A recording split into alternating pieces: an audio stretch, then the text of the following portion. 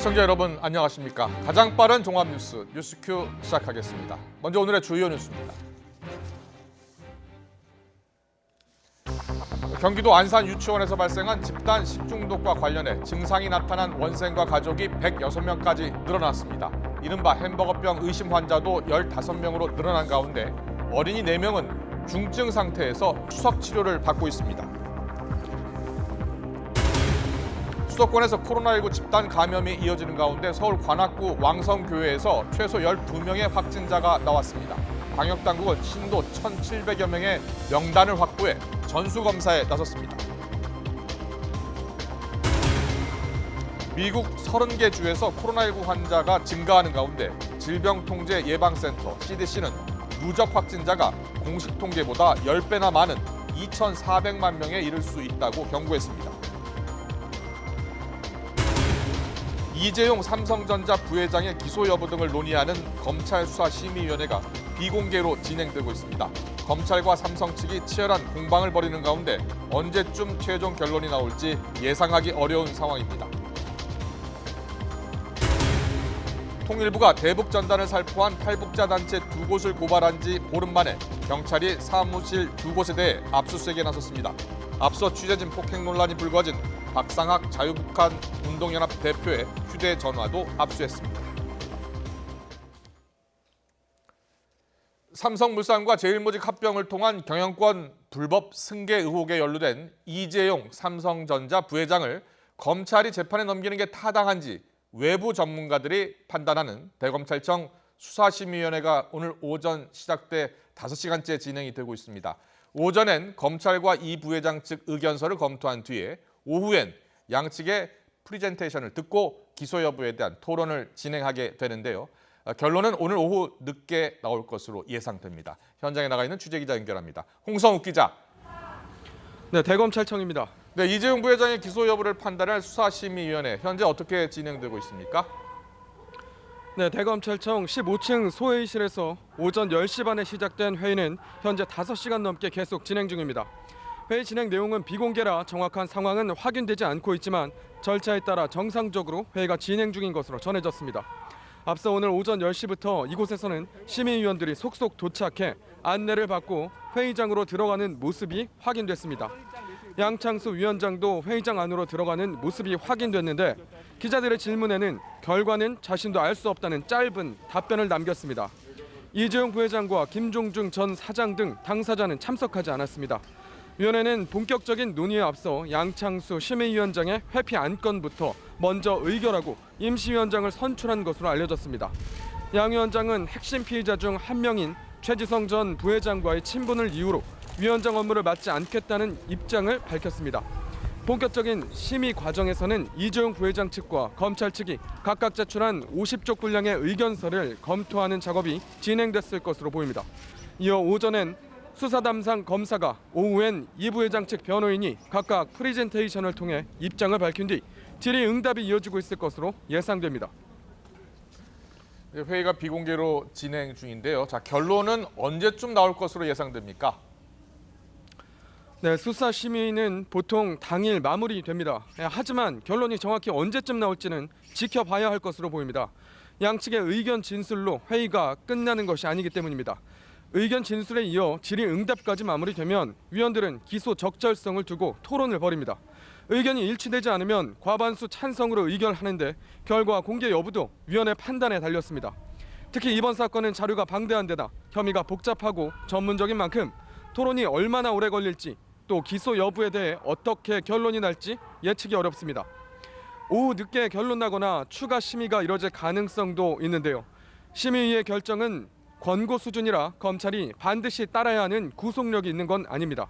하지만 검찰은 최근 8차례 심의 권고를 모두 따랐습니다. 수사의 정당성을 평가받기 위해 검찰이 스스로 도입한 제도인 만큼 이에 반하는 처분을 내리는 것이 부담될 수밖에 없습니다. 수사팀은 심의 결과까지 고려해 이재용 부회장 기소 여부 등을 최종 검토하겠다는 입장을 밝혔습니다. 지금까지 대검찰청에서 YTN 홍성욱입니다. 추미애 법무부 장관이 윤석열 검찰총장을 향해 자신의 지시 절반을 잘라 먹었다면서 장관 말을 겸허히 들었으면 지나갔을 일을 지휘랍시고 해서 이를 꼬이게 했다며 직격탄을 날렸습니다. 어제 이른바 검언유착 의혹의 당사자이자 윤석열 검찰총장의 측근인 한동훈 검사장에 대한 직접 감찰을 지시한 후 나온 작심 발언입니다. 최근 윤 총장을 직접 겨냥한 수위 높은 발언을 잇따라 쏟아내면서 그 배경에 관심이 쏠리고 있습니다. 이종원 기자가 짚어봤습니다. 자기의 편의적으로 조직을 이끌어가기 위해서 법 기술을 부리고 있다 하는 점 어제 오늘 벌어지고 있는 겁니다. 대단히 유감으로 생각하고요.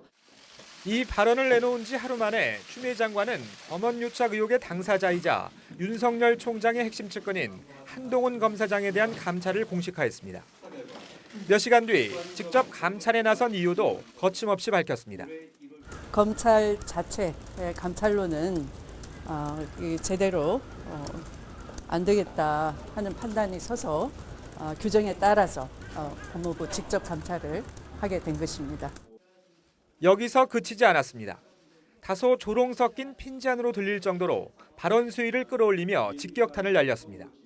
저의 지시를 절반을 잘라 먹었죠.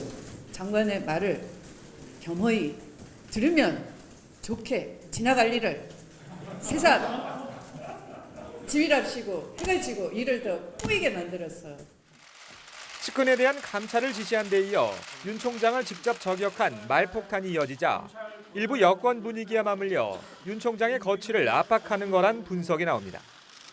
사안이 조금 다르긴 하지만 지난 2013년 당시 황교안 장관은 혼외자 논란이 불거진 최동욱 총장에 대해 감찰을 지시했고 최 총장은 결국 옷을 벗어야 했습니다. 특히 정치적으로 민감한 한명숙 전 총리 사건은 대검 감찰부에서 조사하도록 지시하면서도 윤 총장 측근에 대해선 수사가 진행 중인데도 직접 감찰 카드를 꺼냈다는 점에서 추 장관의 메시지가 담긴 거란 해석이 나옵니다. 물론 불과 며칠 전에 나왔던 문 대통령의 메시지를 고려하면 검찰개혁 주도권을 위한 개인적 정치 행보에 불과하다며 확대 해석을 경계하는 시선도 존재합니다. 인권수사 원년으로 만들겠다는 각오대로 서로 협력하면서 과감한 개혁 방안을 마련하여 국민들이 변화를 체감할 수 있게 해주기 바랍니다. 대검 관계자는 법무부의 직접 감찰에 대해선 공식 입장은 없다면서도 추 장관의 발언을 인용해 이거야말로 법기술이 아니냐고 반문하며 내부 분위기를 전하기도 했습니다. 대검찰청이 공식 반응을 내놓지 않으면서 정면 충돌은 피해가는 분위기지만 추미애 장관이 거침없는 공격 행보를 이어가면서 윤석열 총장의 거취 문제를 본격적으로 제기할 가능성도 적지 않아 보입니다. 그러나 총장의 거취 문제는 별개로 하더라도 검찰의 독립성을 훼손할 수 있는 발언은 삼가야 한다는 목소리도 적지 않아 추 장관의 이후 대응도 주목됩니다. YTN 이종원입니다. 미래통합당 김종인 비상대책위원장은 추미애 법무부 장관의 강경 발언과 관련해 국민이 여당에 177석을 준 건 민주주의의 기본 원칙을 파괴하라는 뜻이 아니었다고 비판했습니다. 김은혜 대변인은 현안 브리핑을 통해 검찰총장 임명 권한도 없는 법무부 장관이 자신의 명을 거역했다며 총장의 수족을 자르는 건 초유의 일이라며 문재인 대통령은 추 장관을 신임할 거라며 윤 총장부터 해임하라고 지적했습니다. 문재인 대통령이 다음 달 출범 예정인 고위공직자 범죄수사처장 후보자를 추천해달라며 지난 24일 박병석 국회의장에게 공문을 보냈습니다. 공수처법에 따르면 국회는 공수처장 후보 추천위원회를 구성해 후보자 2명을 대통령에게 추천해야 하고 문 대통령은 이 중에서 1명을 지명해야 합니다. 강민석 청와대 대변인은 지명된 후보자가 인사청문회를 거쳐 다음 달 15일 임명돼야 공수처 출범에 따른 절차가 완료될 수 있다고 강조했습니다. 문재인 대통령은 오늘 임기를 마친 박은정 국민권익위원장의 후임으로 전현희 전 민주당 의원을 임명했습니다. 또 김창룡 부산지방경찰청장을 신임 경찰청장 후보자로 지명했습니다. 문 대통령은 또 방송통신위원회 위원장 후보자로는 한상혁 현 위원장을 내정했습니다. 네, 안산 유치원 집단 식중독 속보 알아보겠습니다. 집단 식중독이 일어난 안산에 있는 유치원에서 식중독 증상이 있는 원생과 가족은 모두 106명으로 늘었습니다. 유치원 원장도 식중독균 양성 판정을 받았는데 증상은 없는 것으로 조사됐습니다. 햄버거병으로 알려진 용혈성 요독증후군 의심 아동은 1명이 늘어서 15명이 됐고 또 상태가 심해서 투석 치료를 받고 있는 원생은 4명입니다. 현장에 나가 있는 취재기자 연결합니다. 박희재 기자. 네, 경기도 안산에 있는 A 유치원에 나와 있습니다. 네, 우리 원생들이 걱정입니다. 지금 원생들 상태는 어떻습니까? 네, 현재까지 식중독 증세를 보인 환자는 원생 102명을 포함해 가족 등 106명으로 늘었습니다. 이 가운데 장출혈성 대장균 양성 판정이 나온 환자는 모두 49명입니다. 이 유치원 원장도 양성 반응이 나왔는데 다만 증세는 없는 것으로 파악됐습니다. 용혈성 요독 증후군인 이른바 햄버거병 의심 환자는 모두 15명으로 늘었고 또 원생 4명도 중증 상태로 혈액 투석을 받고 있는 것으로 조사됐습니다.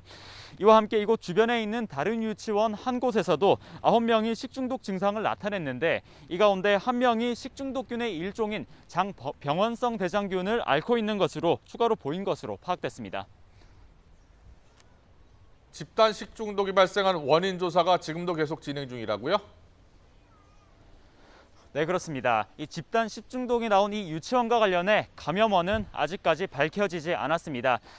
보건당국은 처음 증세를 보인 이 지난 12일을 전후로 유치원에서 제공한 음식과 시설 또 공용 물품 등을 조사하고 있는데요. 채취한 검체 104건을 대상으로 분석한 결과 현재까지 균이 검출된 검체는 없었다고 보건당국은 밝혔습니다. 다만 궁중떡볶이와 수박 등 이 보존해두지 않은 급식과 간식 메뉴가 7가지나 있었던 만큼 이미 처분된 이 음식들의 문제가 있을 가능성도 조심스럽게 제기하고 있습니다.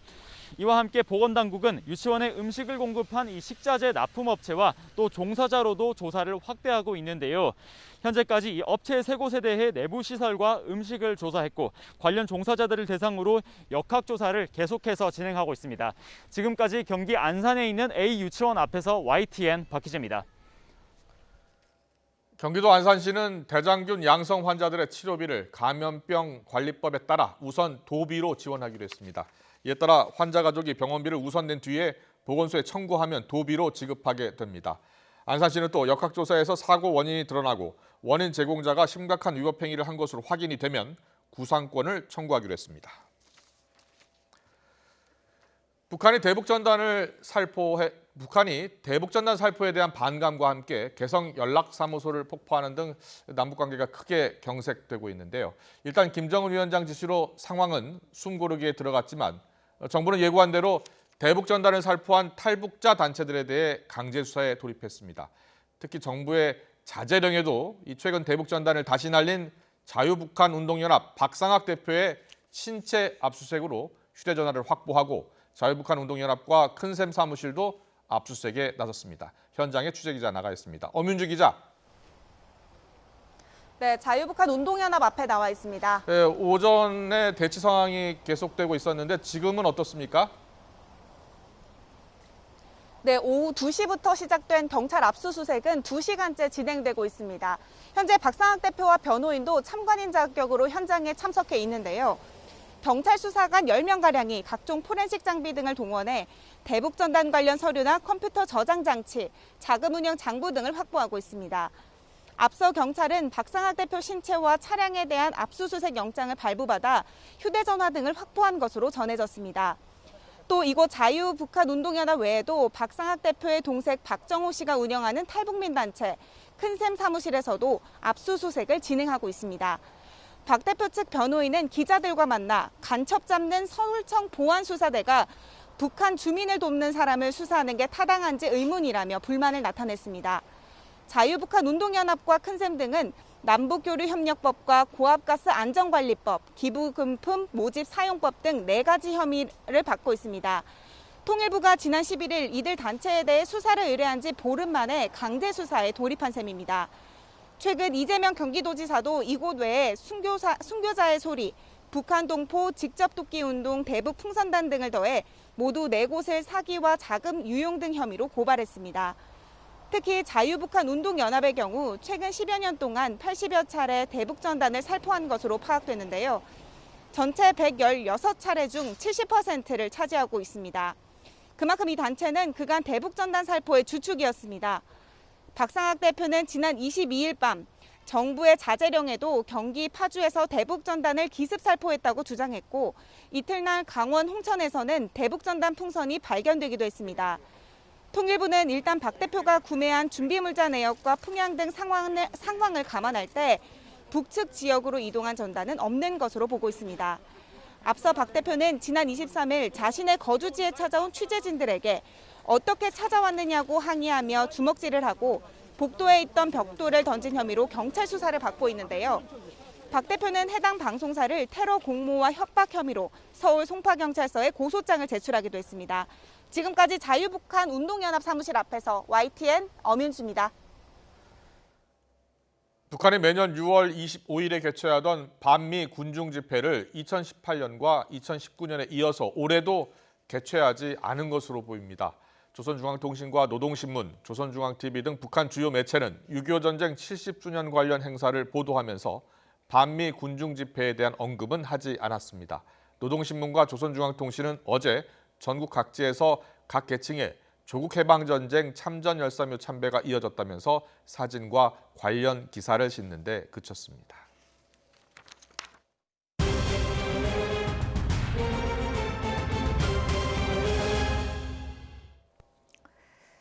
서울 관악구의 왕성교회에서 확진자가 12명 발생해 방역당국이 교회 앞에 선별진료소를 설치했습니다. 주일 예배에 참석한 1,700명이 검사 대상입니다. 이 교회와 관련해서 서울 이대부고 교사와 광화문 호텔 직원도 확진 판정을 받아 각각 등교가 중단되거나 일부 폐쇄됐습니다. 현장에 취재기자 나가 있습니다. 홍민기 기자. 네, 서울 관악구 왕성교회 앞에 나와 있습니다. 네, 현장 상황 전해주시죠.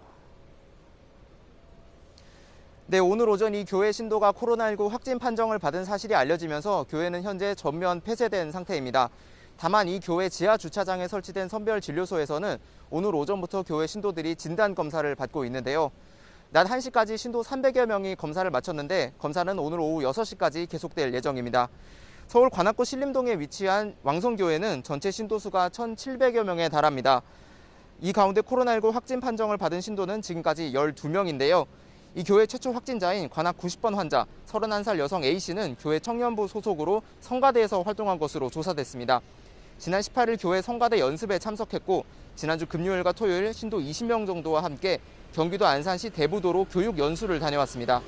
이 과정에서 A씨를 포함해 성가대 연습과 연수를 다녀온 11명이 확진됐습니다. 방역당국은 성가대 연습과 교육 연수 과정에서 다른 신도들과 장시간 노출이 일어나면서 감염이 퍼진 것으로 보고 있는데요. A씨는 다음 날인 20일 일요일 예배에도 참석했는데 이 예배에 참석한 신도 1명이 더 감염돼 현재까지 12명이 확진된 상황입니다. 방역당국은 교회 CCTV를 확인한 결과 발열 검사나 손 소독, 거리 두기를 대체로 잘 지킨 것으로 보인다고 밝혔습니다. 하지만 일요일 예배 참석자에 대한 전수조사가 계속 이뤄지고 있기 때문에 추가 확진자도 발생할 수 있는 상황이라고 덧붙였습니다.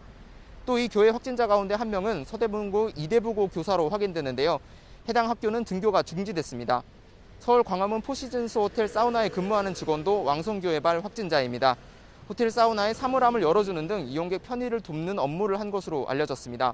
호텔 측은 피트니스 시설과 사우나가 있는 8층과 9층을 폐쇄하고 사우나 이용객을 파악해 이 사실을 통보했다고 밝혔습니다. 이곳과 가까운 곳에 위치한 방문 판매 업체 리치에이 관련 확진자도 늘었는데요. 최소 206명입니다. 방역당국이 오늘 정오를 기준으로 발표한 수치입니다. 어제 저녁 이곳 서울 관악구에서 64살 남성이 확진 판정을 받았는데요.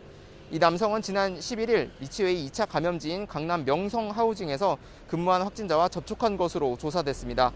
대전 서구 방문 판매 업체와 관련한 확진자도 오늘 정오를 기준으로 1명이 추가돼 72명으로 늘었습니다. 지금까지 서울 관악구 왕성교회 앞에서 YTN 홍민기입니다. 코로나19 사태 이후 아파트마다 엘리베이터에 손 소독제를 비치해 놓은 경우가 많죠. 용기를 직접 누르던 5살 아이에게 소독액이 튀면서 눈에 화상을 입는 사고가 발생했습니다. 손 소독제가 놓여있던 높이와 아이의 키가 비슷해서 생긴 일이었습니다. 부장원 기자가 단독 보도합니다. 지난주 1일 대구의 한 아파트 엘리베이터 안 승강기 버튼 앞에 비치된 손 소독제 앞으로 5살 A양이 걸어갑니다. 까치발을 하고 소독제 뚜껑을 누르는가 싶더니 갑자기 눈을 부여잡고 통증을 호소합니다. 용기에서 뿜어져 나온 소독제가 그만 눈에 튄 겁니다. 처음에는 그렇게 위험하다고 그렇게 급하다고 생각을 안 했는데 이제 내려오면서 이 애기가 너무 따가워하고. 아빠는 황급히 아이의 눈을 물로 씻기고 응급실로 데려갔지만 소독제 속 독한 알코올 성분 때문에 이미 각막에 화상을 입은 뒤였습니다. 하마터면 시력이 심각하게 손상될 뻔했습니다. 병원에 와서 이제 정밀 검사 받아 보니까는 저희 까만 눈동자에 각막이 지금 아예 완전 다 벗겨져가지고. 일반적으로 손 소독제에 함유된 알코올 농도는 70에서 80% 사이. 안과에서 수술용으로 쓰는 소독제보다 농도가 4배 가까이 진합니다. 눈에 그대로 닿으면 치명적인 상처를 입을 수 있습니다. 손소독제 같은 그 고농도의 알코올이 눈에 들어갔을 경우에는 들어가는 순간 그 접촉하는 안구 표면이 손상을 일으키게 되고, 그럼 그 부분에 있는 상피세포는 대부분 다 이제 벗겨졌다고 보면 됩니다. 그래서 엘리베이터 안 소독제가 설치된 위치도 문제입니다. 주로 손잡이에 올려두는데 성인에게는 허리 정도 높이지만 아이들의 경우 얼굴에 직접 닿는 위치입니다. 소독제 용기 특성상 아이들이 분사량이나 세기를 조절하기 어렵다는 점도 한몫합니다. 시중에서 판매되는 손소독제 대부분은 이렇게 뚜껑을 눌러서 쓰는 펌핑 용기에 담겨 있습니다. 이렇게 조금만 세게 눌러도 멀리까지 튀어나오기 때문에 각별한 주의가 필요합니다. 코로나19 이후 생활 필수품이 된 손소독제. 하지만 그만큼 인체 유해성에 대한 고려는 적었던 게 사실입니다. 제 애기처럼 눈에 튀었을 때 어느 정도로 어떻게 얼마나 위험한지 그 정도까지 지금 잘 모르고 계셔서 위험성이나 이런 거를 한 번씩 좀 체크를 한번 해주셨으면 좋겠어요. YTN 부정원입니다. 코로나19로 침체한 소비를 되살리기 위한 소비축제 대한민국 동행세일이 오늘부터 시작됐습니다. 부산과 대구에서 먼저 열리고 있습니다. 현장에 나가 있는 취재기자 연결합니다. 차상은 기자. 부산 백스코에 나와 있습니다. 네, 대한민국 동행세일 어떤 취지로 열리는 행사인가요? 네, 이번 행사는 코로나19로 어려움을 겪고 있는 중소기업과 소상공인들을 지원하기 위해서 마련됐습니다. 제 뒤쪽으로 부스들이 늘어서 있는데요. 대부분 부산 지역에서 만든 제품들을 판매하는 공간들입니다. 백스코에는 이처럼 부산 지역 중소기업 등 176개 업체의 판매 부스가 마련되어 있습니다. 부산 지역의 주력 산업 가운데 하나인 신발업계의 특별 판매전도 열리고 있고 지역 수산업계와 관광업계의 상품도 만나볼 수 있습니다. 부산시에서는 이번 동행세일과 연계해 해운대구를 특별 할인 시범지역으로 정했는데요. 다음 달 21일까지 숙박과 쇼핑, 음식점, 공연 등 천여개 업체에서 최대 50% 할인 행사를 진행을 합니다. 부산시 전역에서는 외식업체와 카페, 임용업체 등 4만여 곳이 할인 행사에 동참을 하는데 이들 업체에는 부산시가 제작한 동행세일 참여 스티커가 부착돼 있다고 합니다.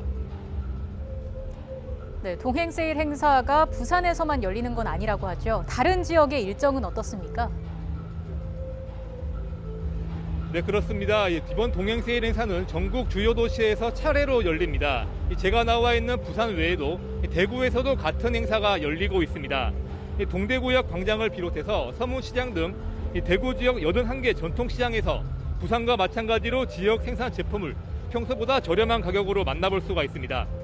특히 코로나19로 큰 어려움을 겪은 대구에서는 동행세일 기간 동안 고객들이 구입한 영수증의 목표 금액을 달성하면 방역 관계자들에게 전통시장의 각종 상품을 전달하는 이벤트도 진행됩니다. 중소기업 벤처부가 준비한 이번 동행세일은 오늘을 시작으로 전국 6개 권역에서 차례로 열립니다. 부산과 대구에 이어 다음 달 3일부터 5일까지는 전북 전주 한옥마을과 충북 청주 도시재생 허브센터에서 열리고 다음 달 10일부터 12일까지는 경남 창원 컨벤션센터와 서울 코엑스 동문광장에서 동행세일 축제가 열립니다. 행사장의 모든 상품은 평소보다 최소 30% 이상 할인된 가격으로 판매하고 판매 생방송 중에 구매할 시 최대 50%의 할인이 적용됩니다. 행사 상품에는 QR코드가 적용돼 모바일로 편리하게 살 수도 있습니다.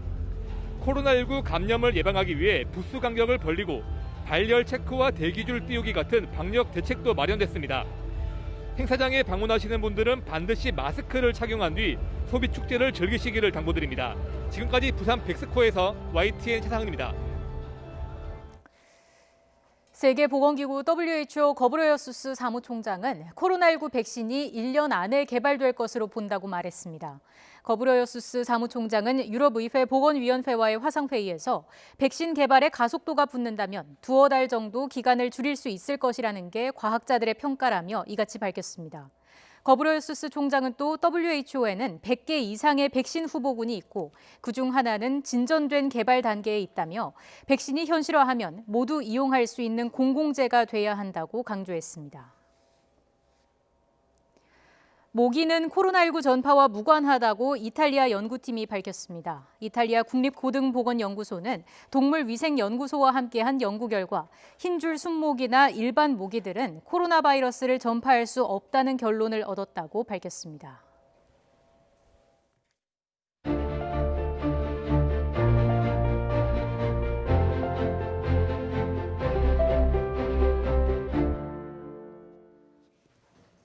부산항에 정박했던 러시아 화물선에선 다행히 추가 감염 사태가 일어나지 않았습니다.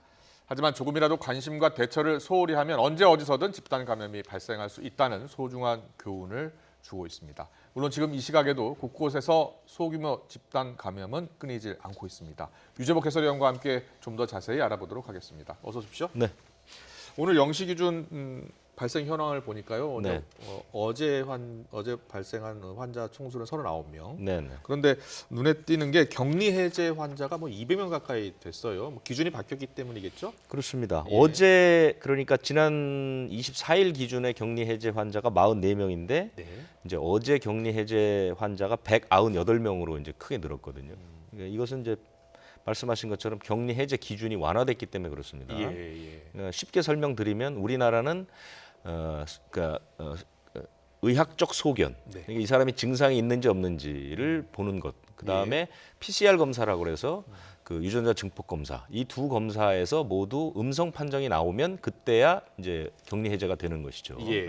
이것이 상당히 너무 그 현실 그 코로나19 바이러스의 특성과도 맞지 않고 너무 엄격하다. 이것이 이제 환자가 많이 발생하지 않을 때는 엄격해도 큰 문제는 없지만 지금처럼 환자가 특정 지역에서 꾸준히 나올 때는 이게 의료진에게 상당히 큰 그 압박을 줄 수 있고 병상 문제도 심각해질 수 있다 이런 판단을 했고요. 그래서 중앙임상위원회에서 권고를 했고 이것을 이제 방역 당국이 받아들여서 어제부터 적용을 했죠.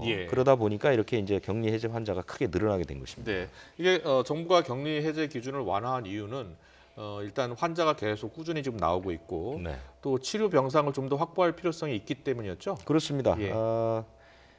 방역 당국이 어저께 발표한 것을 보면 격리 해제 기준을 완화하면 병상 부담의 3분의 1은 줄일 수 있다. 이렇게 만약에 병상이 100개 정도가 필요하다면 3분의 1 정도는 줄일 수 있다. 이렇게 얘기를 했습니다. 그러니까 현재 우리나라의 코로나19 환자의 평균 입원 일수가 28일쯤 됩니다. 28일쯤 되는데 그 격리 해제 기준을 완화하면 13일로 줍니다. 그러니까 많이 줄게 되죠. 그렇게 되다 보니까 상당히 이제 그 병상의 압박을 좀 줄일 수 있고요. 그러니까 지금까지는 확진자가 발생하면 우선 음압병상으로 입원시키려는 경향이 있었습니다. 왜냐하면 이제 최초에 그 사람의 증상이 어떤 식으로 나빠질 건지 예측하기가 어렵기 때문에. 그런데 이제 개정하게 되면 이 확진자들 가운데 중증이 아닌 경증 환자들은 생활치료센터로 이제 전원을 할 수가 있거든요. 쉽게 그 기준도 마련해 놨기 때문에.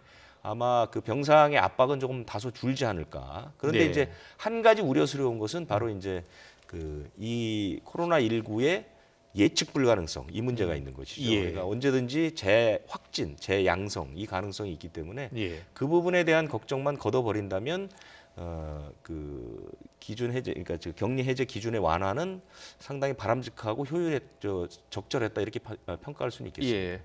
요즘에 환자 수가 매일 한 30명에서 40명 사이 왔다 갔다 하고 있고요. 특히 근데 깜깜이 환자 비율이 조금 높게 나타나잖아요. 그렇습니다. 한 10명을 넘은 것 같은데요. 깜깜이 환자, 네 그렇습니다. 이 정도면 통제 가능 범위에 있다고 봐야 되겠습니까? 어떻습니까? 깜깜이 환자는 정부가 통제 가능하다고 발표한 그 비율은 5%입니다. 그런데 지금 11.5%까지 올랐습니다. 근데 11.5%까지 오른 기간이 굉장히 짧습니다. 한 열흘 사이에 한 8% 수준에서 11.5% 수준까지 올랐거든요. 그러니까 깜깜이 환자가 무서운 것은 이 사람이 어디서 감염이 됐는지 또 어떻게 감염을 시킬지 예측이 불가능하기 때문에 역학조사나 추적이 어렵게 되고 네. 그만큼 많은 방역 인력이 한 사람에게 투입이 돼야 되는 것입니다. 그렇죠. 그러니까 지금 의료진의 숫자라든가 피로도가 상당히 높은 상황에서 환자마다 이렇게 깜깜이가 발생을 하게 되면 추적하기가 굉장히 어렵다. 6월 1일부터 6월 25일까지 거의 7%에서 11%를 넘었으면 거의 2배 가까이 늘어난 거예요. 그렇습니다. 예. 지금 깜깜이 환자가 계속 늘고 있다는 것은 굉장히 불안한 요인 가운데 하나로 꼽을 수 있습니다. 걱정입니다. 걱정입니다. 그리고 지금 해외 유입 확진 환자 있지 않습니까? 네. 좀처럼 줄지 않고 있어요. 정부 대책의 효과를 좀 잘 못 보나 봐요. 23일부터 대책이 나왔죠. 네. 이제 특히 이제 국가를 지정한 것은 파키스탄하고 방글라데시 두 나라는 이제 비자 발급이나 그 항공편 이용을 상당히 이제 엄격하게 적용하기로 했는데 네. 어제 이제 12명이 있었거든요. 예. 이 사람들의 유입된 나라를 보니까 미주가 1명이고요. 네. 카자흐스탄이 7명이고요. 예. 방글라데시가 1명, 아랍에미리트가 1명, 파키스탄 1명, 필리핀 1명.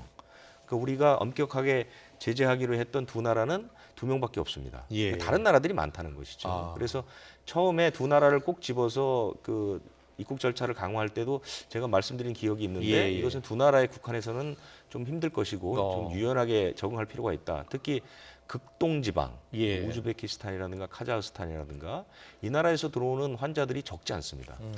그리고 우리가 부산항에서도 보듯이 러시아 예. 이런 나라들은 사실은 지금 손 놓고 있다가 이제 집단 감염이 일어나지 않았습니까? 예. 그렇기 때문에 이 부분은 조금 더 유연하고 좀 강화되게 네, 좀 더 확대할 수 있는 것 아닙니까? 그렇습니다. 그럼 그런 확대하지 못하는 이유가 어떤 이유 때문입니까? 방역 당국에서는 아무래도 이 입국한다는 것이요. 예. 우리나라 거의 모든 나라가 입국 금지를 했지만 우리는 입국 금지를 안 한 이유는 사실 우리나라가 지금은 그렇지 않지만 초기에는 입국하는 사람의 거의 절대 다수가 우리나라 사람이었습니다. 예. 우리 국민들에게 입국 금지를 시킨다는 게 이제 말이 되지 않고 우리는 K 방역의 기조는 열린 방역입니다. 그렇기 때문에 가능하면 강한 통제는 쓰지 않겠다는 방침을 썼는데 예. 이런 부분들은 좀 한번 제고할 필요는 있지 않나 이런 생각은 듭니다. 예, 정부가 또 추가 대책 마련하겠죠.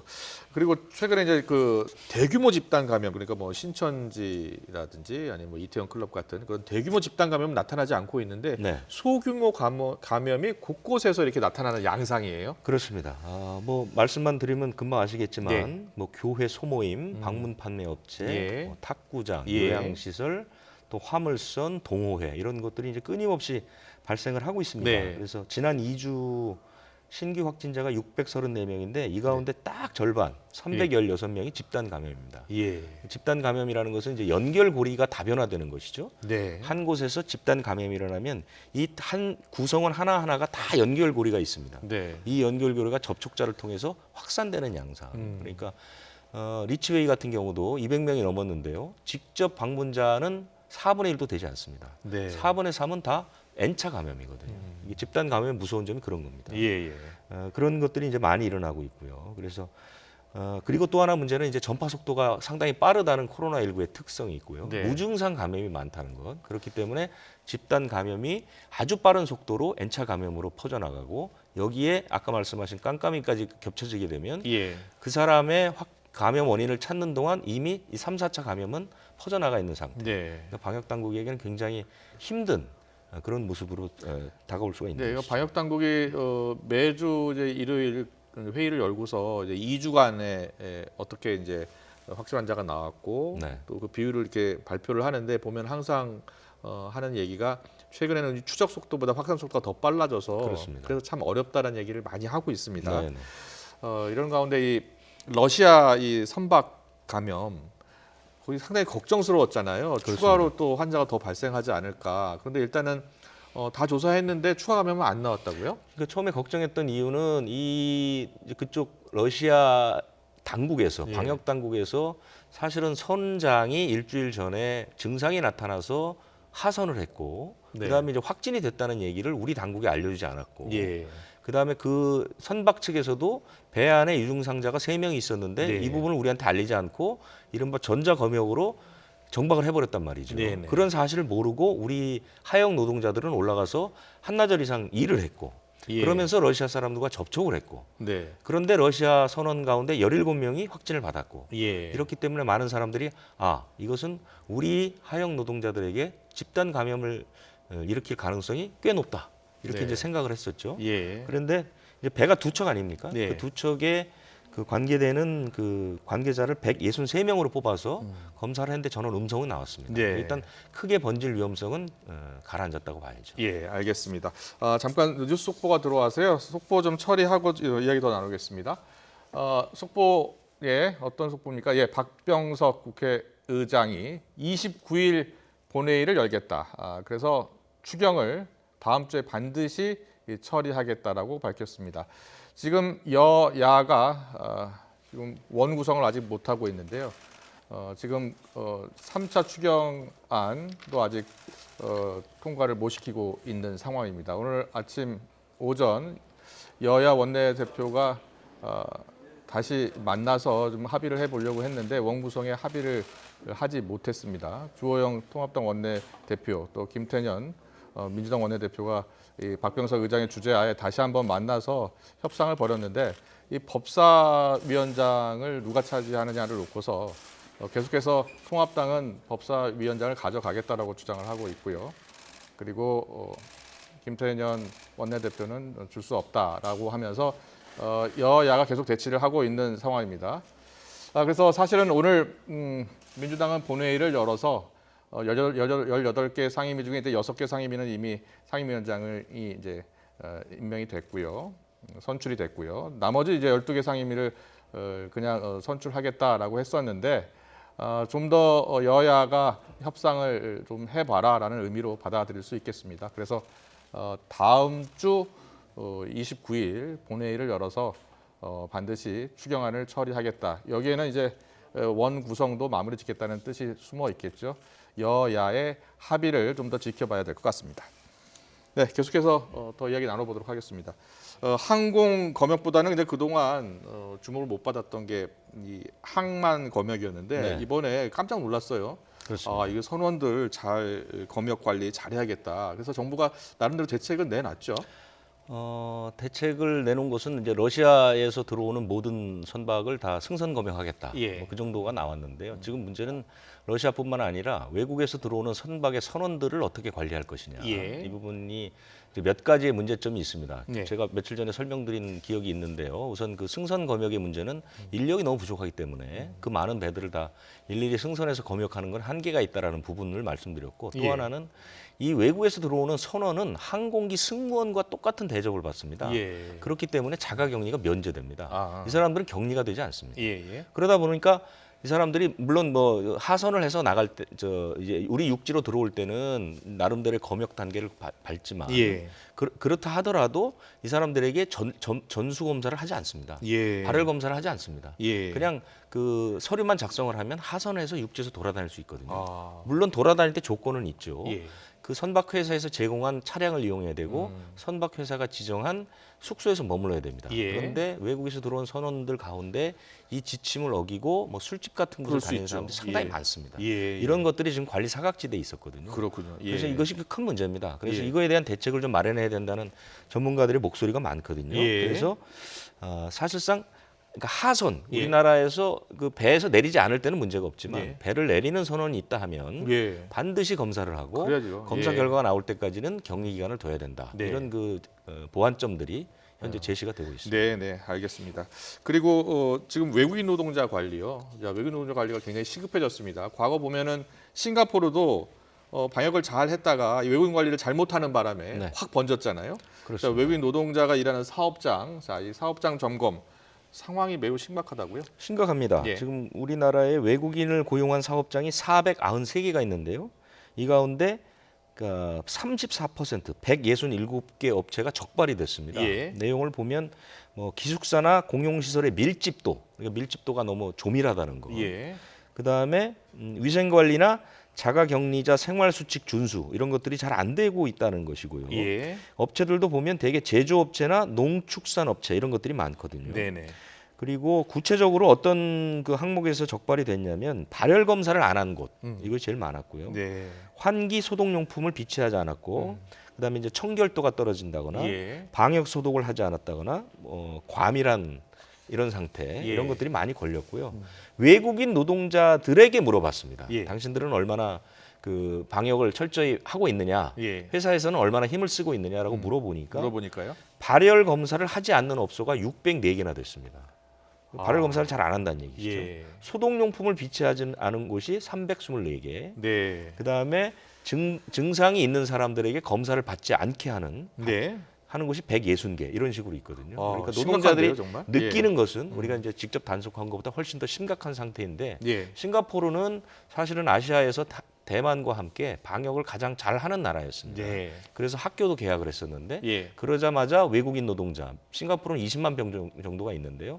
여기서 집단 발생을 하면서 하루에 발생 1,000명을 넘을 때도 있었습니다. 그렇기 때문에 이 외국인 노동자에 대한 방역, 이 부분도 상당히 신경을 써야 할 것 같습니다. 그래야 되겠네요. 그리고요, 이제 교회 소모임 감염이 계속 이뤄지고 있는데요. 보니까 서울 왕성교회 확진자가 앞서 이제 14명이라고 했는데 15명까지 지금 늘었다고 합니다. 계속 늘고 있습니다. 예. 지금 여기가 그 하루 예배에 참석한 사람만 1,700명이라고 하거든요. 1,700명. 그러니까 교회는 상당히 지금까지 이제 이 정도 10명 이상 확진 환자가 나온 교회 가운데는 가장 규모가 큰 것으로 보입니다. 되게 명성교회나 이런 곳은 한두 명 정도밖에 나오지 않았거든요. 그렇네요. 그런데 역시 여기도 예배보다는 성가대와 MT에서 주로 감염이 됐습니다. 15명, 지금 3명이 추가된 것을 말씀드렸는데 제가 조사한 바로 12명 가운데 성가대에서 3명이 감염이 됐고 MT를 그 지난 19일, 20일 대부도에 갔다 왔는데 20명이 참가했는데 8명이 감염이 됐습니다. 절반이네요. 예배는 1명만 감염된 것으로 지금 12명 기준으로 말씀드리면 이런 식으로 되어 있고요. 특히 이 확진된 분 가운데 한 분이 이대 부고의 여선생님입니다. 지금 이대 부고가 등교 수업이 중지가 됐고요. 지금 이 교회는 이제 규모가 크니까 교회도 있고 또 부설 어린이집도 있고 학교도 있고 이렇거든요. 이런 것들이 다 지금 폐쇄가 된 상태입니다. 네, 이 교회 소모임 감염이 계속 이어지고 있습니다. 지금 유재복 기자가 설명했듯이 이 성가대, MT 다녀올 때 조심하셔야 될 것 같습니다. 그리고 오늘 보니까 서울 도심 호텔 사우나에서도 또 직원 한 명이 감염이 됐어요. 네, 포시즌스 호텔이라고 하는 곳인데 광화문에 있는 그 꽤 큰 5성급 큰 호텔입니다. 광화문에 있는 호텔이군요. 네, 그렇습니다. 거기가 이제 8층, 9층이 그 헬스 클럽하고 그 사우나가 같이 있거든요. 여기 이제 일하는 직원이 확진이 됐어요. 근데 이 사람은 지난 22일부터 24일까지 출근을 했습니다. 그러니까 증상 나타나기 이틀 전까지 역학조사를 해보니까요. 그러니까 사실상 매일 출근을 했다고 봐야 되는 것이죠.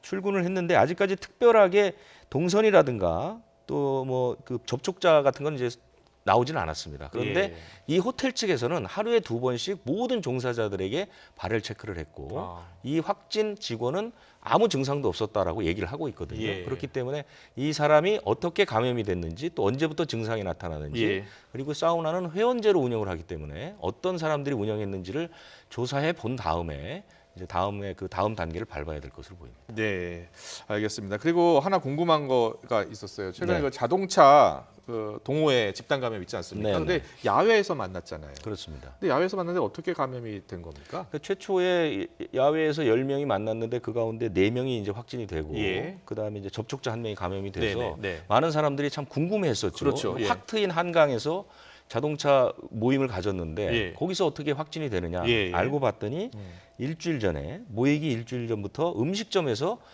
여러 차례 회동을 했습니다. 같이 주점도 다니고 음식점도 다니고 그 가운데 특히 6월 8일에 있었던 음식점 회동에는 이 동호 회원 가운데 확진된 4명이 다 참석을 했습니다. 그랬군요. 그렇기 때문에 아마 그때부터 감염이 시작됐고 물론 애초 초발 환자가 어떻게 감염됐는지는 알 수 없지만 그때부터 꾸준하게 접촉을 통해서 감염이 된 것이 아닌가 현재 그렇게 추측이 되고 있습니다. 네, 알겠습니다. 여기까지 듣도록 하겠습니다. 지금까지 유재복 해설위원과 함께 알아봤습니다. 고맙습니다.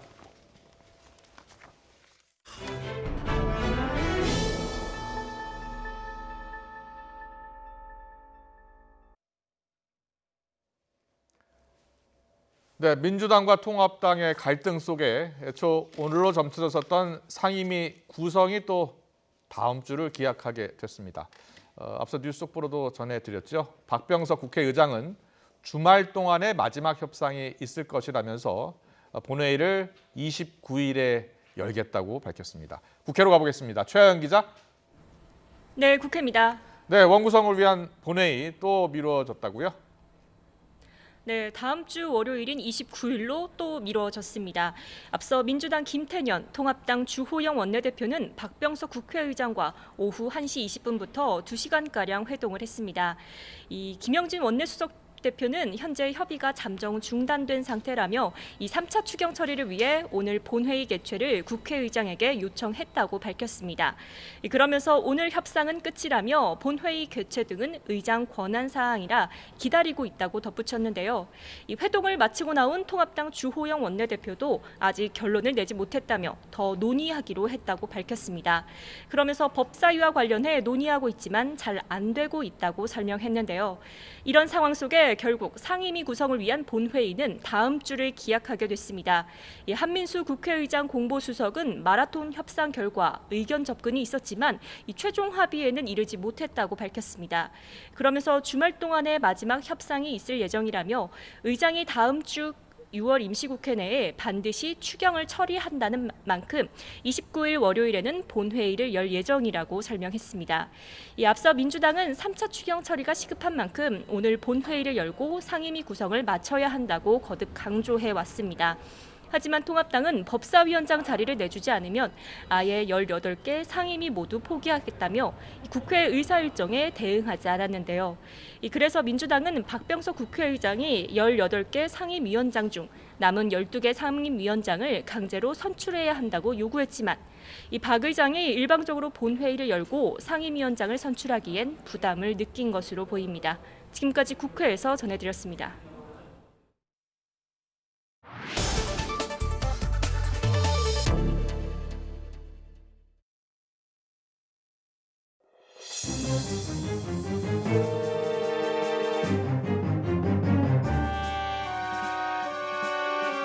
계속해서 모니터링하고 있다. 시장 이상 징후가 나타나면 언제든지 추가적인 조치를 할 수 있다. 이런 말씀입니다.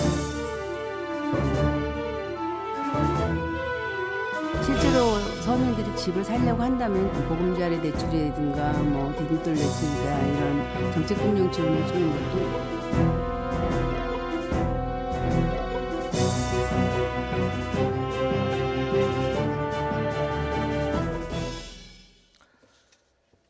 문재인 정부 21번째 부동산 대책인 6.17 부동산 대책이 발표된 지 이제 열흘째가 됐습니다. 규제 지역을 대폭 확대하고 갭 투자를 막기 위해서 전세자금 대출 규제도 강화했는데요. 오히려 비규제 지역의 집값이 오르는 풍선 효과도 나타나고 있습니다. 김규정 NH투자증권 부동산 전문 연구위원 전화로 연결해서 지금 부동산 시장 상황 살펴보겠습니다. 안녕하세요. 네, 안녕하세요. 네. 자, 6.17 부동산 대책 이후에 지금 서울, 또 수도권, 지방 이렇게 부동산 움직임은 어떻습니까? 네, 이번에 새로 규제 지역으로 확대된 곳 그 주변 지역들도 여전히 상승 흐름은 이어지고 있습니다. 예. 한국감정원 통계로 보면 6월 넷째 주에 전국 매매 가격이 0.22% 더 상승을 했고요. 수도권도 0.28% 한 주간 더 오르면서 상승폭이 경기 인천 등지 또 지방 세종 등지에서도 계속 커지는 양상이 나타나고 있습니다. 물론 대책이 나온 지 지금 일주일이 조금 넘은 시점이어서 또 그리고 몇몇 규제들은 아직 본격 적용되지 않는 것들도 있기 때문에 당장 평가하기는 어렵지만 여전히 집값 상승을 기대하는 수요가 많다는 반증이라고 볼 수 있겠고요. 일부 대책이 시행되기 전에 소위 막차를 타자는 이런 흐름들이 나타나면서 수요자들의 흐름이 더 많았던 것으로 분석이 됩니다. 그렇군요. 또 시중에 유동성도 지금 풍부한 상황이고요. 저금리 상황까지 겹쳤으니까요. 그런데 정부가 이번 대책 중에 이제 갭 투자를 방지하기 위해서 전세자금 대출 규제도 강화하지 않았습니까? 이후 전세시장 상황은 지금 어떻습니까?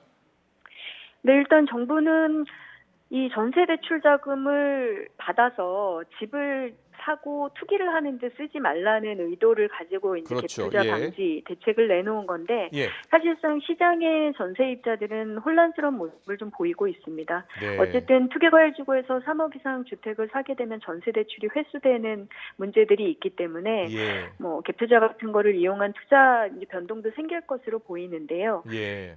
무엇보다도 최근에 이 도심에서 새 아파트 중심의 전세가가 이미 좀 급등세를 보이고 있는 가운데 예. 최근에 이런 전세 대출 규제나 또 실거주 요건 강화 같은 것들이 주요 대책에서 복합적으로 강화가 되면서 네. 전세 물건 감소에 대한 걱정들도 좀 생기고 있고요. 예. 입주 물량이 좀 적은 시기나 또 내년처럼 전년 대비 입주 물량이 좀 부족할 것이다라고 전망이 나오고 있는 이런 지역들에 대해서는 전세가가 더 오르면서 집 사기가 더 어려워지고 집값을 자극하는 게 아니냐 이런 지적도 나오고 있습니다. 그래서 현재 전세 시장의 동향을 좀 더 주도 면밀하게 보고 대응을 해야 하는 시점이라고 분석이 됩니다. 네. 정부가 대책을 내놨는데도 일단 집값도 오르고 있고 또 전세가까지 오르고 있으니까 참 걱정입니다. 정부가 또 강남 일부 지역을 토지거래 허가 구역으로 묶었잖아요. 그 묶은 지역은 지금 부동산 시장 상황이 어떻습니까?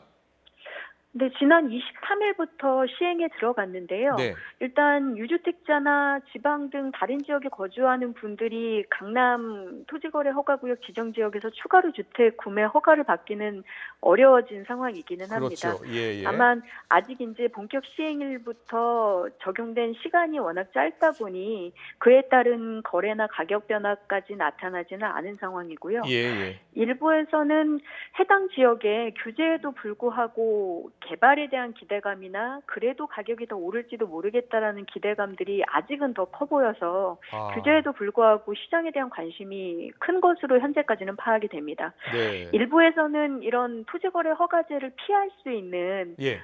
면적이 굉장히 적은 초소형 아파트나 아니면 뭐 상속 증여 경매 분양 같은 허가를 받지 않아도 되는 이제 주택을 얻을 수 있는 행위에 대해서 주목하는 이런 모습들도 보이고 있어서 네. 실제로 허가구역 지정 이후에도 이런 투기적인 수요와 실제 필요한 수요를 가려내는 행정 여력이 좀 뒷받침돼야 관리가 원활하게 될 수 있을 것으로 보입니다. 예. 실제로 이제 살 사람만 들어와서 살아야 한다. 그래서 이렇게 토지 거래 허가 구역으로 묶었는데도 또 그렇게 또 생각하시는 분도 있나 봐요. 투기 수요가 아직도 있나 봐요. 그죠? 알겠습니다. 네, 맞습니다. 네, 그리고요. 또 재건축 추진 단지에서 지금 2년 이상 실제로 거주를 한 사람한테만 이제 분양권을 받을 수 있게 하지 않았습니까? 재건축 시장 움직임은 어떻습니까? 네, 재건축 지구들도 대표적인 지역들에 아직 투자 열기가 높은 편인데요. 네. 마찬가지로 이 재건축 조합원들의 2년 실거주 요건에 따른 분양 가부가 예. 관련된 도정법을 개정해야 적용이 되는 것이기 때문에 예. 실질적으로는 연말까지 도정법을 개정한 이후에 내년부터 본격적으로 적용이 되는 상황입니다. 그러다 보니 이제 2년 실거주 규제를 피할 것으로 예상이 되는 곳 혹은 이미 좀 피할 것으로 판단이 되는 안전진단을 통과한 재건축 조합 등은 오히려 더 호가 강세가 나타나고 있고요. 예. 또 이런 규제가 생기더라도 내년부터는 재건축 안전진단 자체가 강화돼서 사업이 어려울 거다라는 예상들 때문에 어느 정도 사업 움직임이 있는 재건축에 대해서는 장기 투자하려는 수요 관심이 여전히 있습니다. 근데 물론 이 재건축 사업 자체가 초과이익 환수제의 본격적인 이제 부담금 부여나 아니면 안전진단 이런 사업의 진행상의 어려움 때문에 이후에 여러 가지 수익 저하는 나타날 수 있어서 뭐 이후에 좀 상황을 지켜보면 수요자들이 좀 진정될 수도 있겠으나 아직은 그렇게 대책 효과가 빠르게 나타나지는 않고 있습니다. 네, 이제 좀 더 시간을 두고 지켜봐야 되겠죠. 그런데요, 6.27 대책 이후에 김포 집값이 지금 뭐 2% 가까이 올랐다고 하고요. 풍선 효과가 또 나타나고 있다고 합니다. 자, 지금 상황은 어떻고 앞으로도 이런 풍선 효과가 계속 나타날 것으로 보십니까? 네, 일단 한강 신도시의 새 아파트나 최근에 분양한 이제 새 아파트들이 프리미엄 강세를 보이고 있습니다. 아무래도 규제 네. 지역에서 빠진 것 때문에 수요자들이 계속 몰리고 규제가 더 확대 지정될 수 있다라는 것 때문에 마지막 계약을 서두르는 움직임이 가격에 영향을 주는 것으로 보이는데요. 예. 만약에 이제 추가 지정이 되지 않는다면 소위 이런 풍선 효과가 더 지속될 가능성이 있어 보입니다. 네. 그래서 정부도 이제 요건은 충족됐기 때문에 추가적인 네. 지정을 검토한다라는 발언도 나온 것으로 알고 있는데요. 예, 맞습니다. 그 흐름을 좀 지켜봐야 될 것 같고요. 다만 근데 김포 안에서도 일부 새 아파트 중심으로 오르고 있는 곳과 네. 이 상황에서도 또 가격 변동이 별로 없는 기타 이제 오래된 아파트나 외곽 지역들이 굉장히 엇갈린 분위기를 동시에 보이고 있어서 김포 안에서도 그렇단 네, 말씀입니까? 맞습니다. 예. 그래서 계속 저희가 구시군 단위로 규제 지역을 확대하는 와중에서도 동일 이제 권역 내에서의 양극화나 계층화가 계속 심하게 번지고 있어서 네. 저희가 그것들을 어떻게 좀 조율을 하는가도 문제가 될 것 같습니다. 왜냐하면 이게 지정을 확대하면서 계속 예. 실제 가격이 올라서 지정되는 상품도 있지만 네. 그렇지 않은데 규제가 확대돼서 오히려 뭐 추가적인 대출이라든가 이런 거에 어려움을 겪는다는 이제 불만을 토로하시는 분들도 당연히 있기 때문에 네. 그런 것들을 어떻게 실질적으로 부작용을 줄이면서 시장 관리를 해 나가냐가 점점 중요한 문제가 될 것 같습니다. 네, 그렇군요.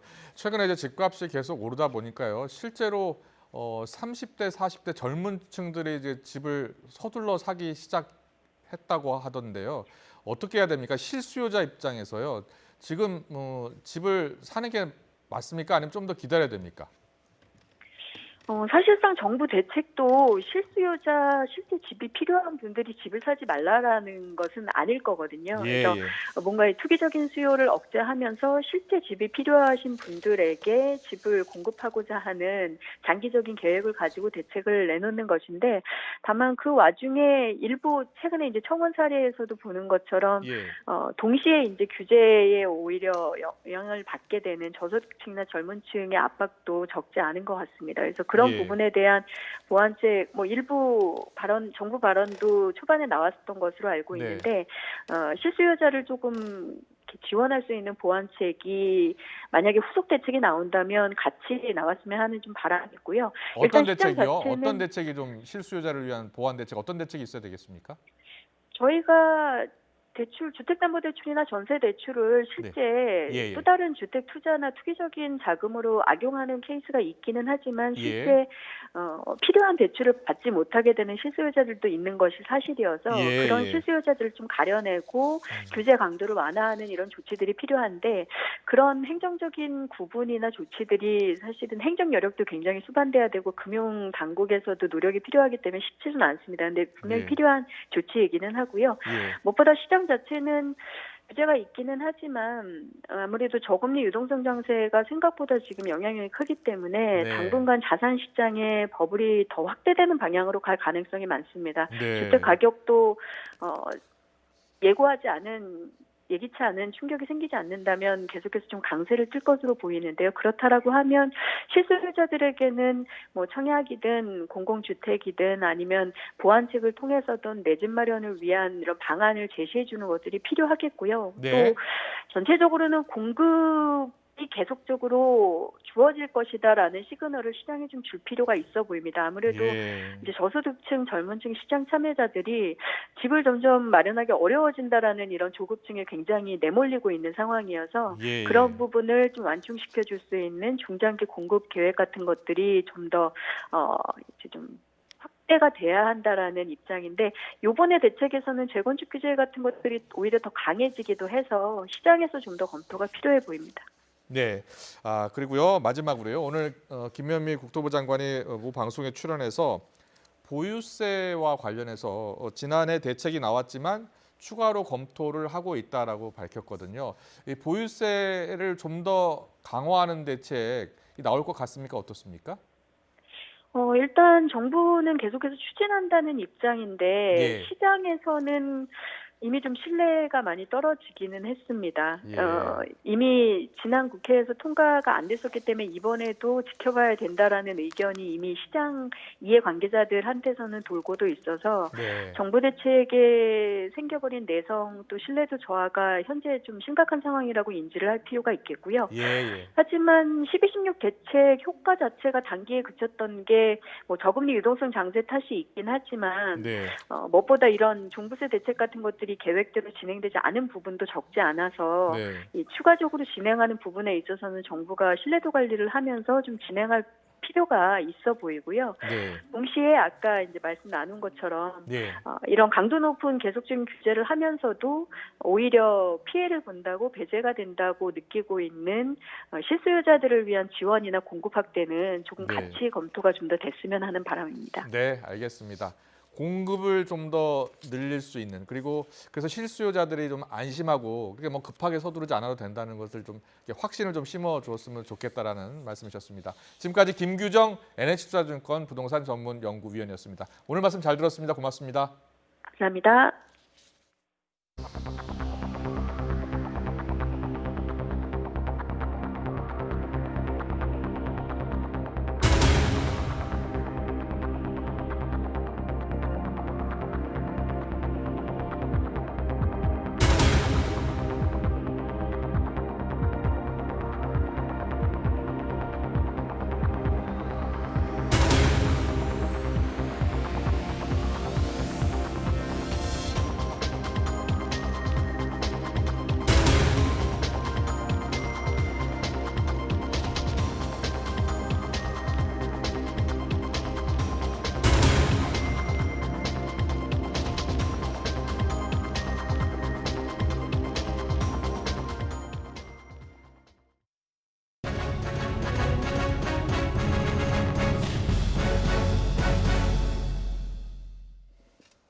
경기도 안산의 유치원에서 발생한 집단 식중독 사고와 관련해서 의심 증상을 보이는 사람이 지금 106명까지 늘었습니다.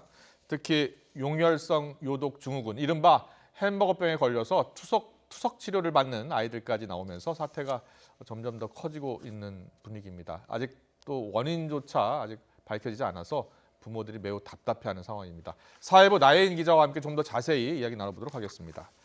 어서 오십시오. 안녕하십니까. 이 집단 식중독 사고 벌써 106명이 의심 증상을 보이고 있어서 걱정입니다. 먼저 이 사건 개요를 좀 간단히 설명해 주실래요? 네, 우선 실시간으로 상황이 변하고는 있지만 오늘 오후 1시 기준으로 안산시가 집계한 결과 식중독 의심 증상을 보이는 사람은 모두 106명입니다.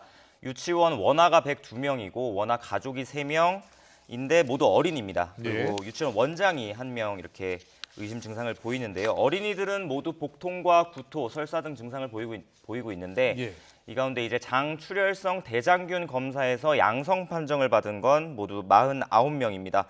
원장 아까 말씀드린 대로 대장균 검사에서 양성 판정을 받았는데 이 원장은 또 증상은 없다고 합니다. 학부모들 얘기를 들어보면 가장 빨리 증상을 보인 아이는 지난 12일, 2주 전인 금요일부터 이제 증상을 보였다고 하고 보건소도 그렇게 파악을 하고 있고 그게 금요일이었으니까 이제 그 주 주말 거치면서 점차 환자들이 늘어났습니다. 네네. 그런데 학부모들 얘기를 들어보면 당시 유치원의 대처가 조금 늦었다는 그런 주장도 나오고 있습니다.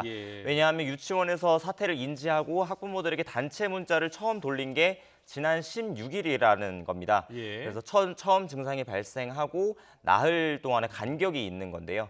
주말부터 15일, 16일 입원한 아이들이 많은데 조금 더 일찍 사태를 파악했으면 이렇게 지금까지 악화하는 걸 막을 수 있지 않았겠냐는 목소리가 학부모들 사이에서는 나오고 있습니다. 그렇겠네요. 그러니까 12일 날 첫 증상이 나타난 아이가 있었는데 16일이나 돼서 그러니까 나흘이 지나서 문자를 보냈다는 건 조금 문제가 심각한 것 같습니다. 가장 걱정스러운 것은 아이들 상황입니다. 자, 아이들 지금 현재 몇 명이 입원 치료를 받고 있습니까? 네, 입원 치료를 받고 있는 건 23명입니다. 특히 이 가운데 이른바 햄버거병이라고 불리는 용혈성 요독 증후군이 의심되는 아이들이 15명입니다.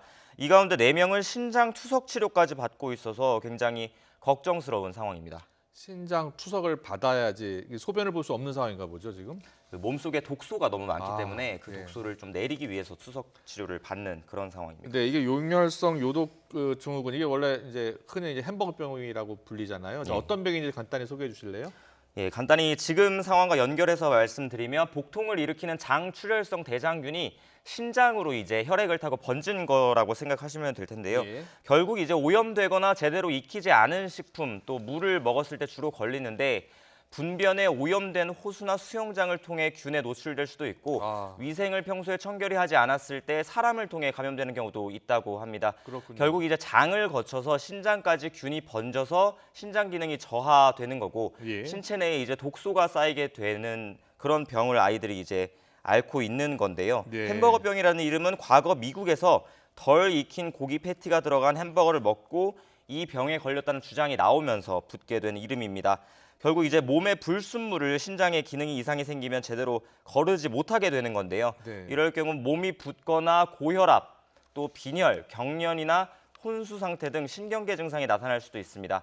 주로 면역력이 약한 아이나 노인들이 주로 걸리는데 아직 적절한 예방법이나 치료법은 없다고 합니다. 네. 따라서 사망률도 발생 환자의 약 5에서 10%인 것으로 알려져 있습니다. 네. 이 병에 걸리면 이제 앞서 말씀드린 대로 투석이나 수혈 등의 치료가 이루어지는 게 일반적인데 제때 치료를 못하면 앞으로 평생 만성 신부전증이나 이런 질환에 시달리다가 평생 투석 치료를 받아야 하는 경우도 있다고 합니다. 네, 이 대장균에 오염된 고기 그리고 또 살균되지 않은 우유 그리고 오염된 야채 등을 잘못 먹으면 이제 걸릴 수 있는 병입니다. 그런데 이 신장이 신체에서 독소를 걸러주는 역할을 하잖아요. 근데 이 신장이 제 기능을 못하면서 투석을 받고 있는 그 어린 원생들 4명이나 된다고요? 예. 지금 투석 치료를 받고 있는 어제까지 5명이었는데 오늘 이제 파악한 바로는 안산시에서는 4명으로 1명이 줄은 것으로 이제 예. 파악을 하고 있습니다. 그런데 이 투석 치료가 굉장히 고통이 크다고 합니다. 네. 어제부터 저희가 그 아이들의 부모님들 만나보기도 하고 전화도 해봤는데 예. 그 투석 치료를 받는 아이들을 지켜보시면서 우시는 분들이 너무 많았습니다. 네. 무엇보다 너무 고통스러워 한다는 건데요. 예. 실제로 이 투석 치료는 성인도 제대로 버티기 힘들 정도로 고통이 크다고 합니다. 이 독소를 빼기 위해서 어떤 아이 같은 경우 2시간 정도는 투석 치료를 받아야 하는데 네. 아이가 고통이 너무 심하니까 못 견뎌서 도중에 중단하는 경우도 있다고 하고요. 예. 이렇다 보니까 보통 지금 식중독에 걸린 아이들이 만 5세에서 6세의 아이들이 대부분인데 예. 한창 말이 많을 나이입니다. 네, 하지만 그렇죠. 치료가 너무 고통스럽다 보니까 멍하니 정신을 놓고 이런 모습을 많이 보여서 예. 부모님들이 참 가슴 아파하시는 모습 많이 볼 수 있었고요. 이게 의사 선생님들이 뭐라고 합니까? 이게 치료하기가 매우 어려운 병입니까? 어떻습니까? 예, 우선은 아까 말씀드린 대로 마땅한 예방법이나 치료법이 완전히 치료하는 법이 나와 있지 않다 보니까 일단은 독소 수치를 꾸준히 낮춰서 계속 그렇게 낮은 상태로 유지하는 게 관건인데요. 네. 또 아까 말씀드린 대로 그러려면 투석 치료를 병행해야 하는데 예. 그게 또 고통스럽다 보니까 여의치 않은 경우가 있는 것 같습니다. 자, 2주 전 그러니까 12일 날 이제 그 증상을 나타낸 아이가 나타나기 시작했어요. 그럼 이제 먹은 음식들이 다 있을 거 아닙니까? 그 음식들에 대한 검사는 어떻게 진행이 되고 있습니까? 아직 뭐 원인이 나오지 않았다고 하니까요. 예, 맞습니다. 앞서 보도로도 이제 전해드렸는데요. 우선 유치원 안에 음식이나 시설에서는 아직까지 균이 나오지 않은 것으로 파악이 됐습니다. 문제는 이 유치원이 이런 상황이 벌어졌을 때 이런 식중독 사고가 벌어졌을 때 원인을 찾기 위해서 보존식이라는 게 있습니다. 네. 이제 보존식이란 식품위생법에 따라 집단 급식이 이루어지는 곳에서 매회 1인분 분량을 144시간 엿새 동안 영하 18도 이하에서 보관해야 하는 규정인데요. 네. 이번처럼 식중독 사고가 나면 원인을 찾기 위해 이런 규정을 만들어 놨는데 이번 유치원에서는 7가지 이 보존식을 빠뜨린 것으로 확인이 됐습니다. 예. 아이들에게 첫 증상이 나타난 12일 전만 보면 궁중떡볶이나 우엉채 조림, 찐감자, 수박, 프렌치 토스트 등의 음식이 이제 유치원에서 보관하지 않아서 조사를 못했다는 건데요. 하지만 이런 규정을 지키지 않았을 때 과태료는 50만 원에 불과하다고 합니다. 사실 피해 규모를 생각하면 사실 과태료는 그렇게 많은 금액은 아닌 건 사실입니다. 그렇네요. 근데 그 12일 전에 먹었던 음식들을 보존을 해야 되는데 이제 보존 안 해놨잖아요. 그럼 거기에서 나왔을 가능성도 있는 거 아니에요? 예, 우선 보건당국은 그럴 가능성도 염두에 두고 계속해서 역학조사를 하고 있습니다. 하지만 어찌됐건 지금 폐기된 그 보존식들은 조사할 방법도 없는 상황이고 그렇네요. 해서 보건당국도 다양한 방법을 강구하고 있는 상황입니다. 자, 유치원에서는 지금 뭐라고 하고 있습니까? 예, 유치원 원장과 이제 저희 취재진이 어제 통화를 나눴는데 우선 이런 일이 일어나서 마음이 좋지는 않지만 아까 말씀드린 대로 지금까지 조사 결과로는 유치원의 책임이라고 할 만한 단서가 나오지 않은 건 사실입니다. 그래서 원장도 우리는 책임이 전혀 없다 이 정도로 말을 하고 있는 건 아니지만 역시 아직 유치원 음식에서 문제가 있었던 것으로 나온 건 아니지 않느냐 하는 점을 강조했습니다. 해당 유치원에는 영양사가 1명 근무하고 있었고 조리사도 2명이 근무했다고 하는데요. 이 사람들 역시 아무 증상이 없었고 균도 나오지 않은 것으로 조사가 돼서 원장 역시 이 사람들이 건강하고 유치원의 조리 과정에서는 어떤 문제도 없었다는 입장입니다. 다만 보존식을 빼먹은 건 간식 같은 경우에는 보관 의무가 있는 줄 몰랐고 나머지 음식은 미흡했다는 정도로 얘기하고 있습니다. 그러면서 과태료 처분을 어찌됐건 받았고 유치원에서 균이 안 나왔다는 점을 재차 강조하고 있습니다. 네, 그런데 같은 유치원에 다니는 아이들이 이제 공통 증상을 지금 겪고 있는 거 아닙니까? 그런데 균은 안 나왔고, 자, 보건당국은 뭐라고 하고 있습니까? 어떻게 좀 조사하고 있는 겁니까? 예, 우선 보건당국도 다양한 방법을 고민하고 있습니다. 아까 말씀하신 대로 빠진 보존식 7가지에서 문제가 있었을 가능성을 살펴보고 있고요. 균을 검사하는 것뿐만 아니라 이제 아이들을 상대로 설문조사하는 방법도 강구하고 있다고 하는데요. 예를 들면 이 유치원의 전체 원생이 184명인데 식중독 증상을 보인 원아가 102명이고 나머지 82명은 증세가 없는 거지 않습니까? 그러면 이제 증세가 없는 아이들과 있는 아이들이 각각 먹은 음식을 조사해서 비교해 볼 수 있다는 겁니다. 그래서 아직 결과가 나온 건 없지만 특정한 음식을 증상이 있는 아이들만 집중적으로 먹었다면 거기서 단서를 찾을 수도 있다고 보건당국은 판단하고 있습니다. 또 유치원에 음식을 공급한 식자재 납품업체와 종사자들을 상대로도 조사를 확대하고 있습니다. 지금까지 업체 3곳에 대해 내부 시설과 음식을 조사했고 관련 종사자들을 대상으로 역학조사를 진행하고 있습니다. 또 음식 외에 외부에서 걸렸을 가능성도 충분히 있습니다. 그래서 유치원 위생 수칙도 들여다볼 부분이고요.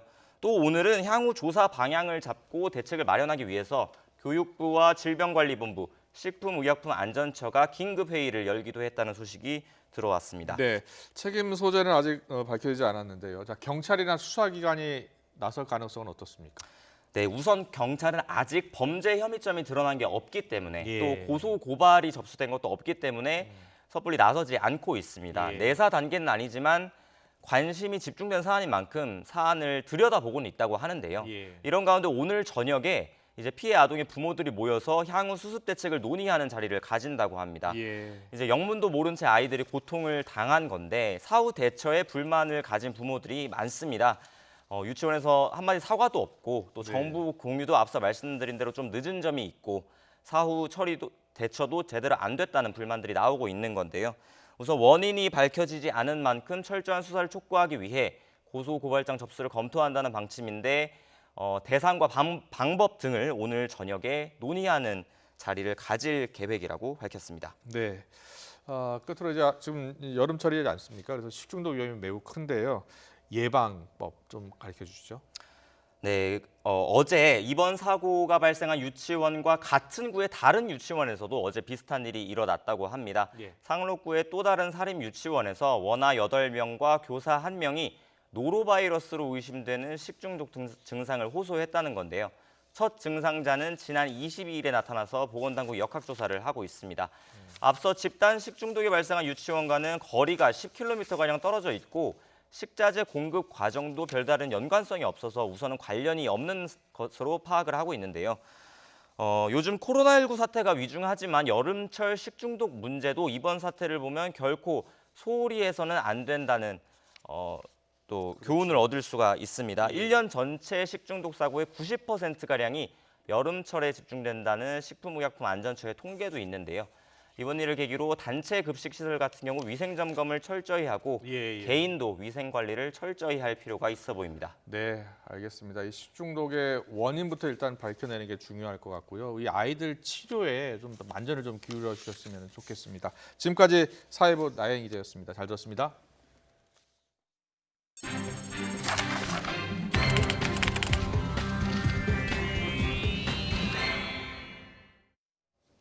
계속해서 코로나 소식입니다. 어제 하루 국내 코로나19 신규 확진자는 39명이었습니다. 특히 서울과 대전의 방문 판매 업체에 이어서 서울 관악구 왕성교회 등 집단 감염이 계속되고 있습니다. 취재 기자 연결합니다. 신현준 기자. 네, 사회부입니다.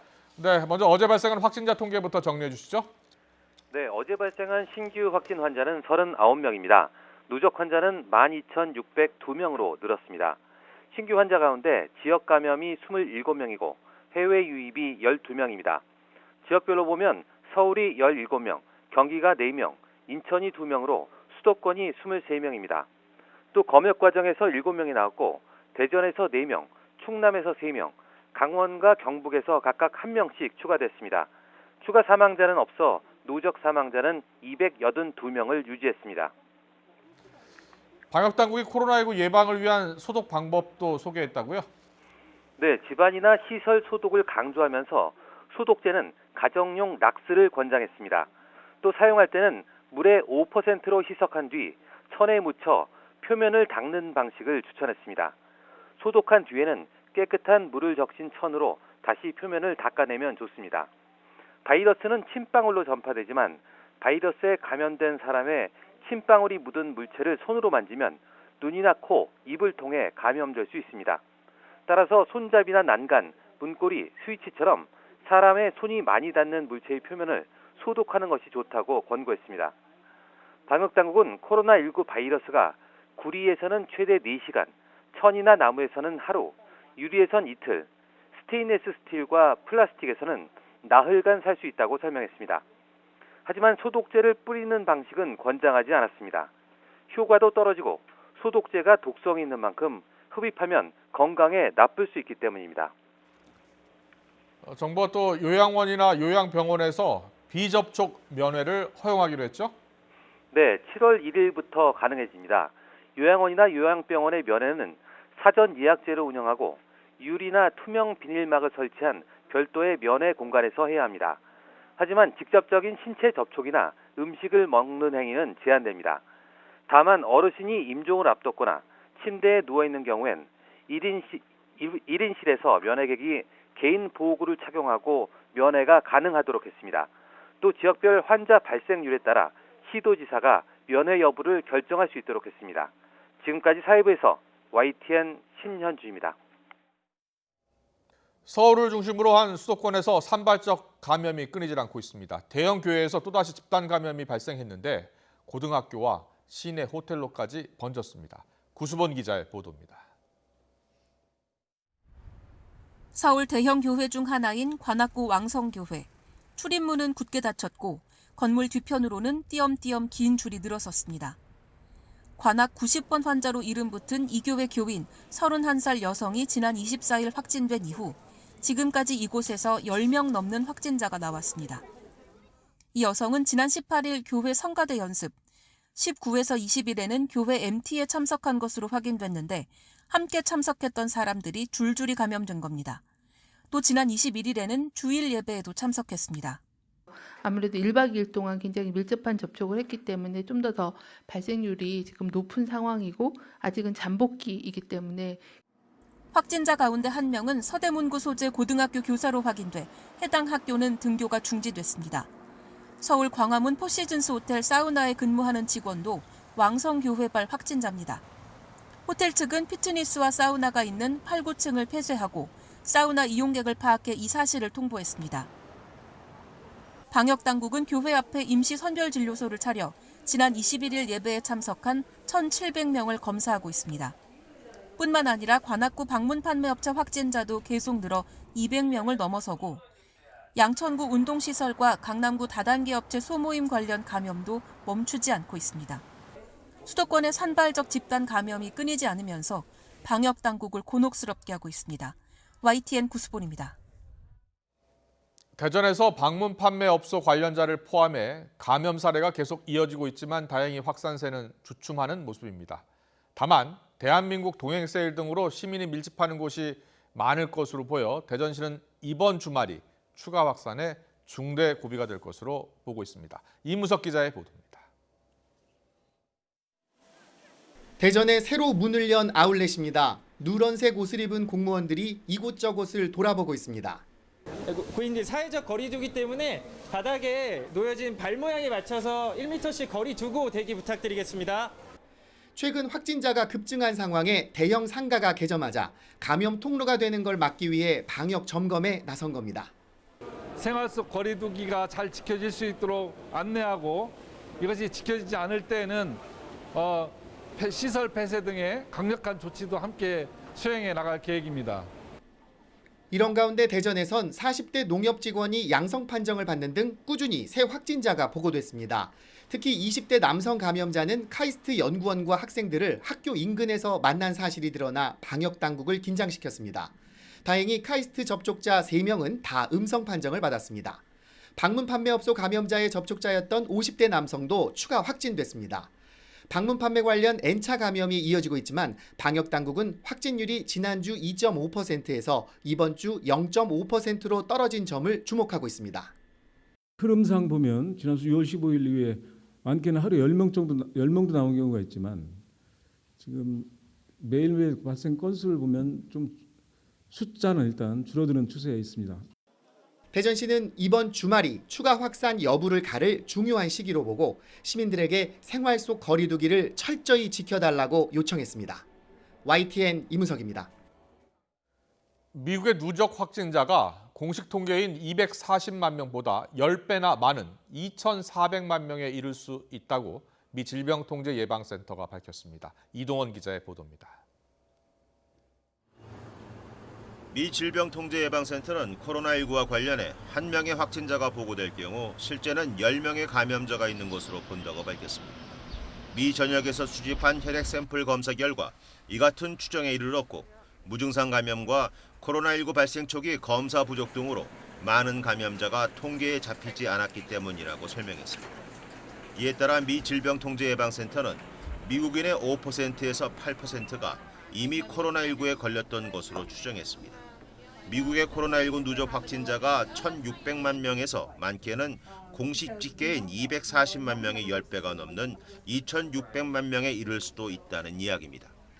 이처럼 주변에 보이지 않는 감염자가 많기에 미국은 아직 코로나19에 취약한 상태라고 경고했습니다. 다만 코로나19의 피해가 정점에 달했던 3, 4월과 다른 점은 증상이 악화될 가능성이 적은 젊은 층의 감염이 더 늘고 있다는 것입니다. 최근 미국 30개 주에서 코로나19 신규 환자가 전주보다 늘어나는 등 재확산 조짐을 보이고 있지만 사망자 수는 계속 줄어들고 있고 입원 환자 수도 몇 개 주를 제외하고 줄어들고 있습니다. 미 질병통제예방센터는 아직 팬데믹은 끝나지 않았다고 경고하며 코로나19를 극복할 가장 강력한 무기는 사회적 거리 두기라고 강조했습니다. YTN 이동원입니다. 미 질병통제예방센터 CDC가 코로나19가 중증으로 발전할 가능성이 매우 높은 위험 요인에 임신과 비만 등을 추가한 새로운 고위험군 리스트를 발표했습니다. 임신과 비만 외에는 만성신장질환, 만성폐쇄성 폐질환, 고형장기 이식, 심장병, 겸상적혈구 빈혈, 성인 당뇨병이 추가됐습니다. 또 천식과 고혈압, 신경병증, 뇌혈관 질환도 코로나19가 중증으로 진행될 수 있는 요인으로 지목됐습니다. 문재인 대통령은 6.25 전쟁 국군 전사자 7명의 가족이 유해를 찾은 것은 가족들이 제공한 유전자가 출발이 됐다면서 유가족들의 DNA 확보 필요성을 강조했습니다. 청와대 핵심 관계자는 문 대통령이 어제 신원이 확인된 6.25 국군 전사자 7명의 유가족에게 감사를 표하며 이같이 말했다고 전했습니다. 윤재관 청와대 부대변인도 지금까지 6.25 전쟁 전사자 10,000여 명 가운데 현재까지 신원이 확인된 전사자는 총 142명에 불과하다며 6.25 전쟁 70주년을 맞아 유가족이 DNA 채취에 더 참여하기를 바란다고 강조했습니다. 6.25 전쟁 70주년을 맞아 도널드 트럼프 미국 대통령이 워싱턴 DC에 있는 한국전쟁 참전 기념비를 찾아 헌화했습니다. 특히 이수혁 주미대사를 통해서 한반도 정세에 관심과 우려를 표명했으며 한반도 평화 유지를 위해 노력하겠다고 밝혔습니다. 워싱턴에서 강태욱 특파원이 보도합니다.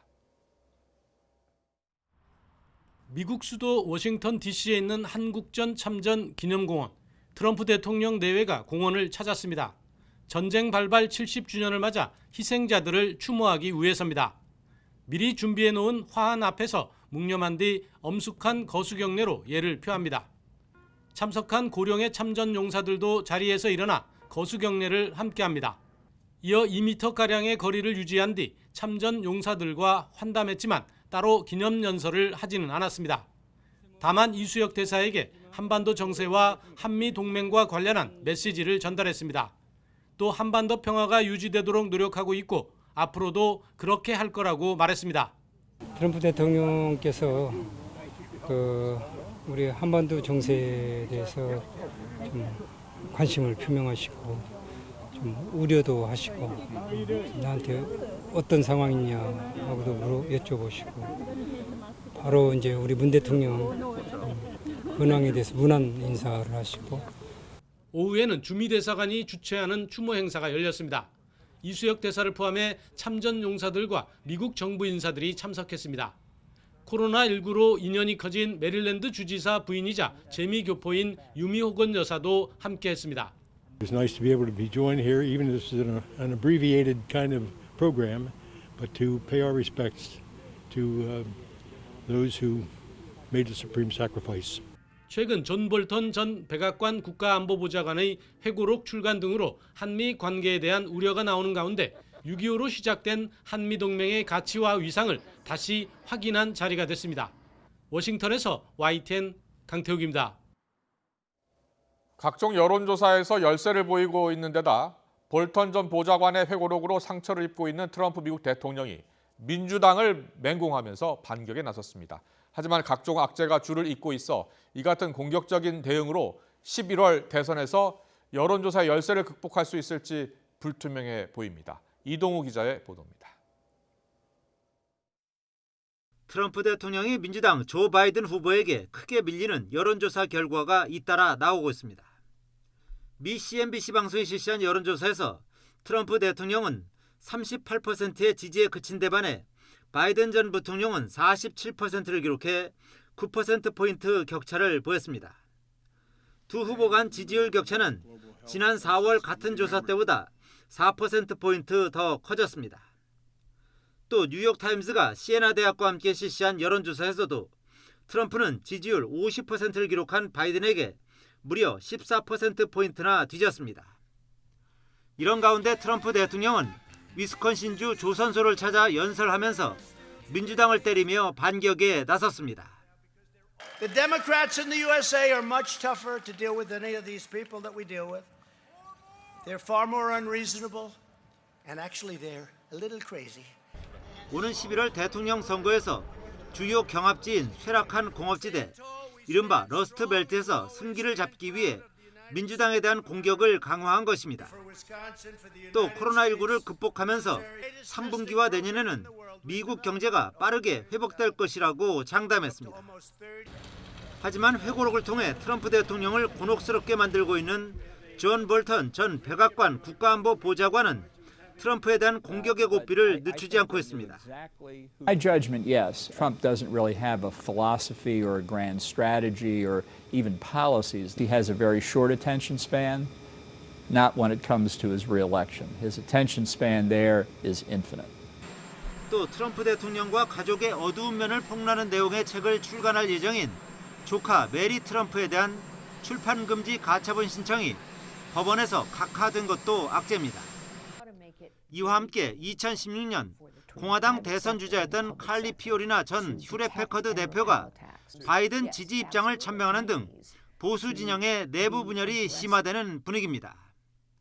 앞서 부시 행정부 때 국무장관을 지낸 콜린 파월과 공화당의 모코스키 상원 의원도 트럼프 재선에 반대 입장을 밝혔습니다. 각종 악재가 겹치고 있지만 특유의 뚝심과 공격적인 대응으로 돌파를 시도하고 있는 트럼프 대통령의 재선 가도는 험난할 것으로 예상됩니다. YTN 이동호입니다. 강제동원 배상 판결의 이행을 촉구하는 일본 내 집회. 금요 행동이 코로나19로 한동안 중단됐다 넉 달 만에 다시 열렸습니다. 이 문제 해법을 찾는 시민사회의 논의도 기업 자산 현금화를 앞두고 본격화할 전망입니다. 도쿄에서 이경아 특파원이 보도합니다. 三菱重工がきちんと謝罪と賠償をしなかったら三菱重工の未来がない。 도쿄의 심장부 마루노우치에 옛 전범 기업의 책임을 묻는 목소리가 울려 퍼집니다. 강제동원 문제 해결을 위한 양심적 시민들의 모임 금요행동입니다. 코로나19로 인해 넉 달 가까이 열리지 못했던 금요행동은 오늘부터 다시 미쓰비시 본사 앞에서 배상 책임 이행을 촉구하며 집회를 시작했습니다. 이번 집회에는 나고야 근로정신대 지원 모임 등 15명이 참가했습니다. 이들은 한국 대법원 판결 이후 1년 반이 지나도록 아무런 책임도 지지 않고 있는 기업을 한 목소리로 비판했습니다. 曖昧なことじゃなくて、事実を認め謝罪をし、そして賠償金払い、そして次の世代に伝えていく。この4つをね、基本にして。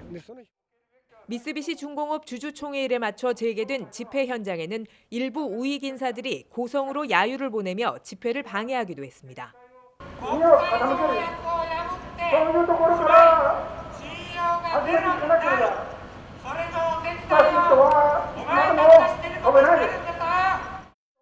최근 산업유산정보센터의 사례처럼 강제동원 역사 자체를 부정하려는 시도를 개탄하는 목소리도 이어지고 있습니다.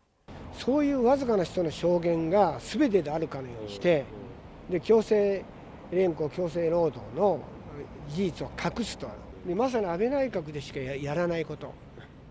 기업 자산 현금화 전에 이 문제를 풀어야 한다는 공감대는 있지만 아직 해법은 찾지 못한 상태입니다. 일본 시민단체들은 다음 달 19일 심포지엄을 준비하는 등 강제동원 문제 해결을 위한 사회적 논의를 본격적으로 추진해갈 예정입니다. 도쿄에서 YTN 이경아입니다. 조국 전 법무부 장관의 자택과 동양대에서 PC 하드디스크 등 증거를 은닉한 혐의로 기소된 자산관리인 김경록 씨가 1심에서 징역형의 집행유예를 선고받았습니다. 서울중앙지방법원은 증거 은닉 혐의로 기소된 김 씨에 대해 징역 8개월에 집행유예 2년을 선고했습니다. 재판부는 김 씨의 범행이 정경심 교수에 대한 검찰 수사를 피하려는 의도로 정 교수 혐의 관련 증거를 은닉한 행위로 보인다며 공소 사실을 모두 유죄로 판단했습니다. 외국에서 마약을 투약하고 밀반 입한 혐의로 재판에 넘겨진 홍정욱 전 의원의 딸이 2심에서도 징역형의 집행유예를 선고받았습니다. 서울고등법원은 마약류 관리에 관한 법률 위반 혐의로 불구속 기소된 홍모 씨에게 1심과 같이 징역 2년 6개월에 집행유예 3년을 선고했습니다.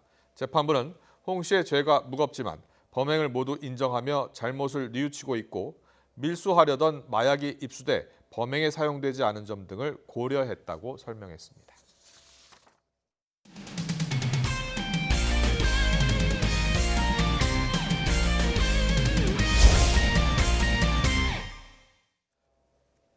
이번 주말 프로축구 K리그에서는 미리 보는 결승전으로 불리는 현대가의 자존심 대결이 펼쳐집니다. 일찌감치 양강체제를 굳힌 1위 전북과 2위 울산의 시즌 첫 맞대결의 관전 포인트를 조은지 기자가 정리했습니다. 지난해 K리그 최종전, 비기기만 해도 우승이었던 울산은 포항에 거짓말 같은 패배를 당했습니다. 다 잡았던 트로피는 전북 차지. 다득점에서 울산에 딱 한 골 앞서 3년 연속 정상에 올랐습니다. 현대가 라이벌의 희비가 극명하게 엇갈린 겁니다. 올 시즌에도 두 팀은 절대 2강입니다. 전북이 선두지만 울산은 진 적이 없고 득점도 19골로 가장 많습니다. 1위 전북의 강점은 승리 DNA, 꾸역꾸역 승리라는 평가절하도 있지만 득점 80%를 후반전에 뽑을 만큼 근성과 체력, 승부욕이 돋보입니다. 최전방의 베테랑 이동국부터 올해 3골에 도움 3개를 곁들인 한교원과 지난해 MVP 김보경, 수문장 송범금까지 짜임새가 촘촘합니다. 화끈한 그런 경기, 또 서로 공격적인 그런 경기를 할 거라고 예상이 되고요. 또 좋은 경기로 많은 팬들에게 보답할 수 있도록 그렇게 준비를 할 생각입니다. 울산은 벤치 멤버도 국가대표급입니다. 9골로 득점 선두인 주니오를 필두로 명품 패스를 뿌리는 이청용, 프리킥 달인 윤빛가람과 발빠른 김인성까지 역대급 호화 군단입니다. 올해 8경기에서 19득점 4실점, 기록적인 공수 밸런스를 자랑합니다. 일단 저희가 우승으로 가기 위해 가장 중요한 경기라고 생각을 하고 있고 찬스가 난다면은 꼭 득점을 하고 싶은 욕심이 있어요. 서로가 부산과 유일한 경쟁자인 구도에서 전북과 울산의 이번 주 맞대결은 승점 6이 걸린 미리 보는 결승전입니다. YTN 조은지입니다. 무려 30년 만에 우승의 한을 푼 리버풀은 밤새 흥분과 기쁨으로 불타올랐습니다. 코로나19 감염 우려 속에 우승의 기쁨을 즐기려는 팬들은 거리로 쏟아져 나왔습니다. 화면 보시겠습니다. 네, 리버풀의 홈구장 안필드 앞입니다. 경기장 주변 밤거리가 붉게 물들었는데요. 30년 만에 우승이 확정되자 리버풀 팬 수천 명이 홈구장 앞으로 집결을 한 겁니다. 홍염과 폭죽을 터뜨리면서 우승의 기쁨을 만끽하는 모습이죠. 모형 트로피를 들고 환호하는 모습도 보입니다. Long wait. Doesn't feel real yet. I mean, obviously it is real. It's amazing. 그런데 가만히 보면 마스크를 쓴 팬들은 찾아보기 힘들죠. 애초 리버풀 구단은 코로나19 감염을 우려해서 팬들에게 모이지 말아달라고 요청을 했었는데요. 무려 30년을 기다린 우승 소식에 팬들은 집에만 머물지 못했습니다. 특히 우승이 유력한 상황에서 코로나19로 한때 리그 취소까지 논의되면서 리버풀 팬들의 불안감은 컸었는데요. 그런 만큼 팬들이 지금 느끼고 있는 기쁨은 배가 됐습니다. 하지만 많은 팬이 우승잔치를 벌이면서 코로나19 감염에 대한 우려는 계속 나오고 있습니다. 앞서 클롭 감독은 우리 팬들은 모두 성인이다. 불상사는 없을 것이다 라면서 자제를 부탁하기도 했는데요. 클롭 감독의 바람처럼 코로나19 감염이라는 불상사 없이 30년을 기다린 우승의 기쁨을 오래도록 음미하기를 바랍니다. 미국에서 코로나19 확진자가 다시 급증하고 있는 가운데 그동안 무관중 경기를 펼쳐온 PGA 투어가 다음 달 열리는 대회에 관중을 입장시키겠다는 방침을 유지하고 있어서 논란이 되고 있습니다. 김상익 기자의 보도입니다. 관중 입장 허용 방침을 정한 대회는 다음 달 오하이오주에서 열리는 메모리얼 토너먼트입니다. 잭 니클라우스가 호스트인 이 대회 조직위원회는 대회 기간 중 매일 최대 수용 인원의 20% 정도인 8,000명의 갤러리를 입장시킨다는 계획입니다. 문진표를 작성한 입장객 모두 발열 검사를 받고 관람 중엔 반드시 마스크를 써야 한다는 조건입니다. 또 한꺼번에 특정 홀에 많은 사람이 몰리지 않도록 통제도 이루어질 예정입니다. 하지만 최근 무관중 대회 중에도 선수 2명이 이미 감염됐고 이번 주엔 캐디들이 양성 판정을 받아 브룩스 캡카와 그레엄 맥더월 등 선수 5명이 출전을 포기하는 등 여건은 녹록지 않습니다. PGA는 최선을 다했지만 모든 위험을 제거할 수는 없었다며 방역을 강화하겠다고 밝혔습니다. And we will continuously reinforce to all players, caddies, staff members, and support personnel on property at PGA Tour events to adhere to social distancing and other safety protocols that further minimize risk. 그러나 강력한 방역 조치 약속에도 팬들은 확진자가 계속 나오는 상황에서 갤러리 입장 허용은 성급한 게 아니냐며 우려의 눈길을 보내고 있습니다. 실제로 한 온라인 설문조사 결과 60% 넘는 팬들이 갤러리 입장이 아직은 이르다는 의견을 내놨습니다. 미국은 다음 달 재개하는 LPGA 투어도 일부 대회에서 관중 입장을 허용할 계획입니다. 모든 게 조심스럽기만 한 코로나 시대, 어렵게 재개한 스포츠가 언제쯤 관중을 받아들일지의 문제는 종목과 국가를 뛰어넘는 공통의 고민이 되고 있습니다. YTN 김사익입니다.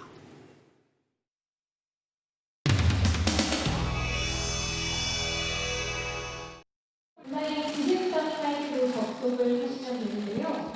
발표가 지금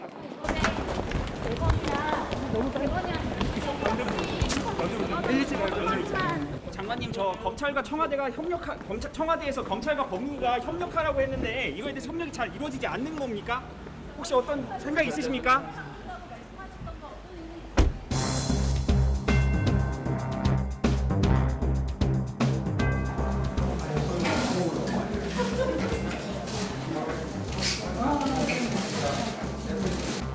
초선 의원님 가운데 물어보니까 준비를 아주 조리 있게 잘하신 분은 밤을 새셨다고 하더라고요. 김땡국, 김땡님 이렇게 얘기하면 물불을 가리지 않는다고 이제 이 추다르크라고 이름이 닉네임이 붙여져서 네. 문정보 의원실로 찾아가겠죠. 열심히 경청해주고 요 지금 녹음기 빼간 분은 조금 후회할 거야. 저의 지시를 어기고 그죠? 대검 감찰부에서 하라 그랬는데 그죠? 그것을 중앙지검 인권감독관에 내려보내고 그리고 대검 인권부가 보라라고 총괄해서 보라라고 저의 지시를 절반을 잘라 먹었죠. 저의 지시를 절반을 잘라 먹었죠. 지휘를 했으면 어떻게 해야 됩니까? 황운하 의원님? 따라야 돼요?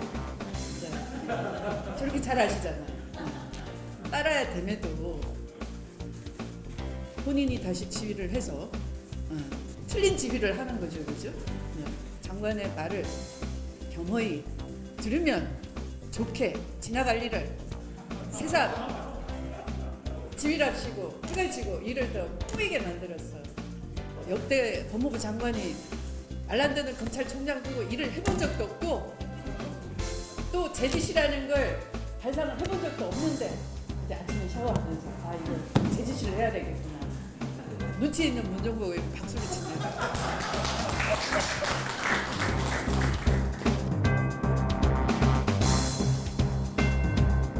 검찰이랑은 협력이 좀 잘 안 되고 있는 부분이 있는 건가요? 조심하세요. 에스컬레이터예요. 조심하세요. 아무 말. 샴푸 하나랑 저 이거.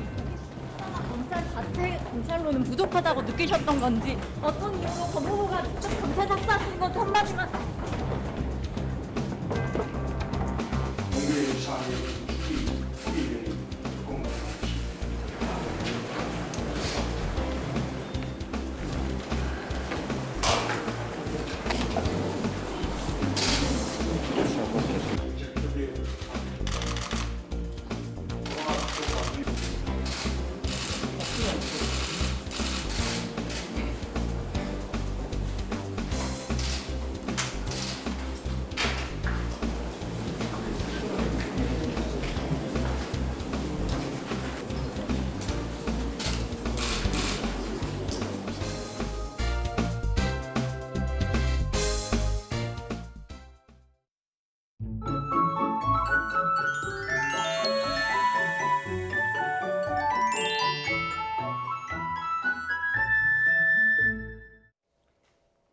장마철에 접어들면서 공기가 한층 습해졌습니다. 오늘 서울 낮 기온 25.7도에 머물렀지만 습도가 높아서 후텁지근했는데요.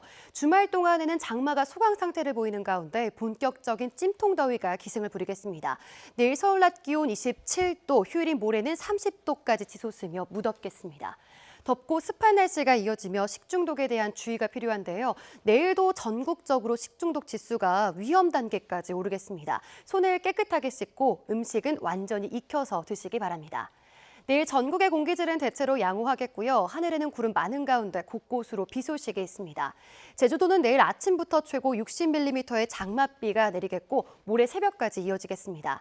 중서부와 경북 북부 내륙엔 새벽부터 아침 사이 기압골의 영향으로 5에서 30mm의 비가 요란하게 내리겠고 오후부터는 내륙 곳곳으로도 소나기가 지나겠습니다.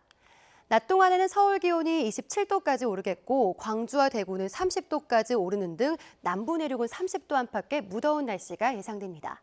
휴일에도 내륙에는 소나기가 지나겠고요. 다음 주 월요일 전국에 장맛비가 다시 내릴 전망입니다. 지금까지 날씨 정보였습니다. 뉴스큐 오늘 순서는 여기서 마치겠습니다. 이어서 이브닝 뉴스가 방송됩니다. 시청해주신 여러분 고맙습니다.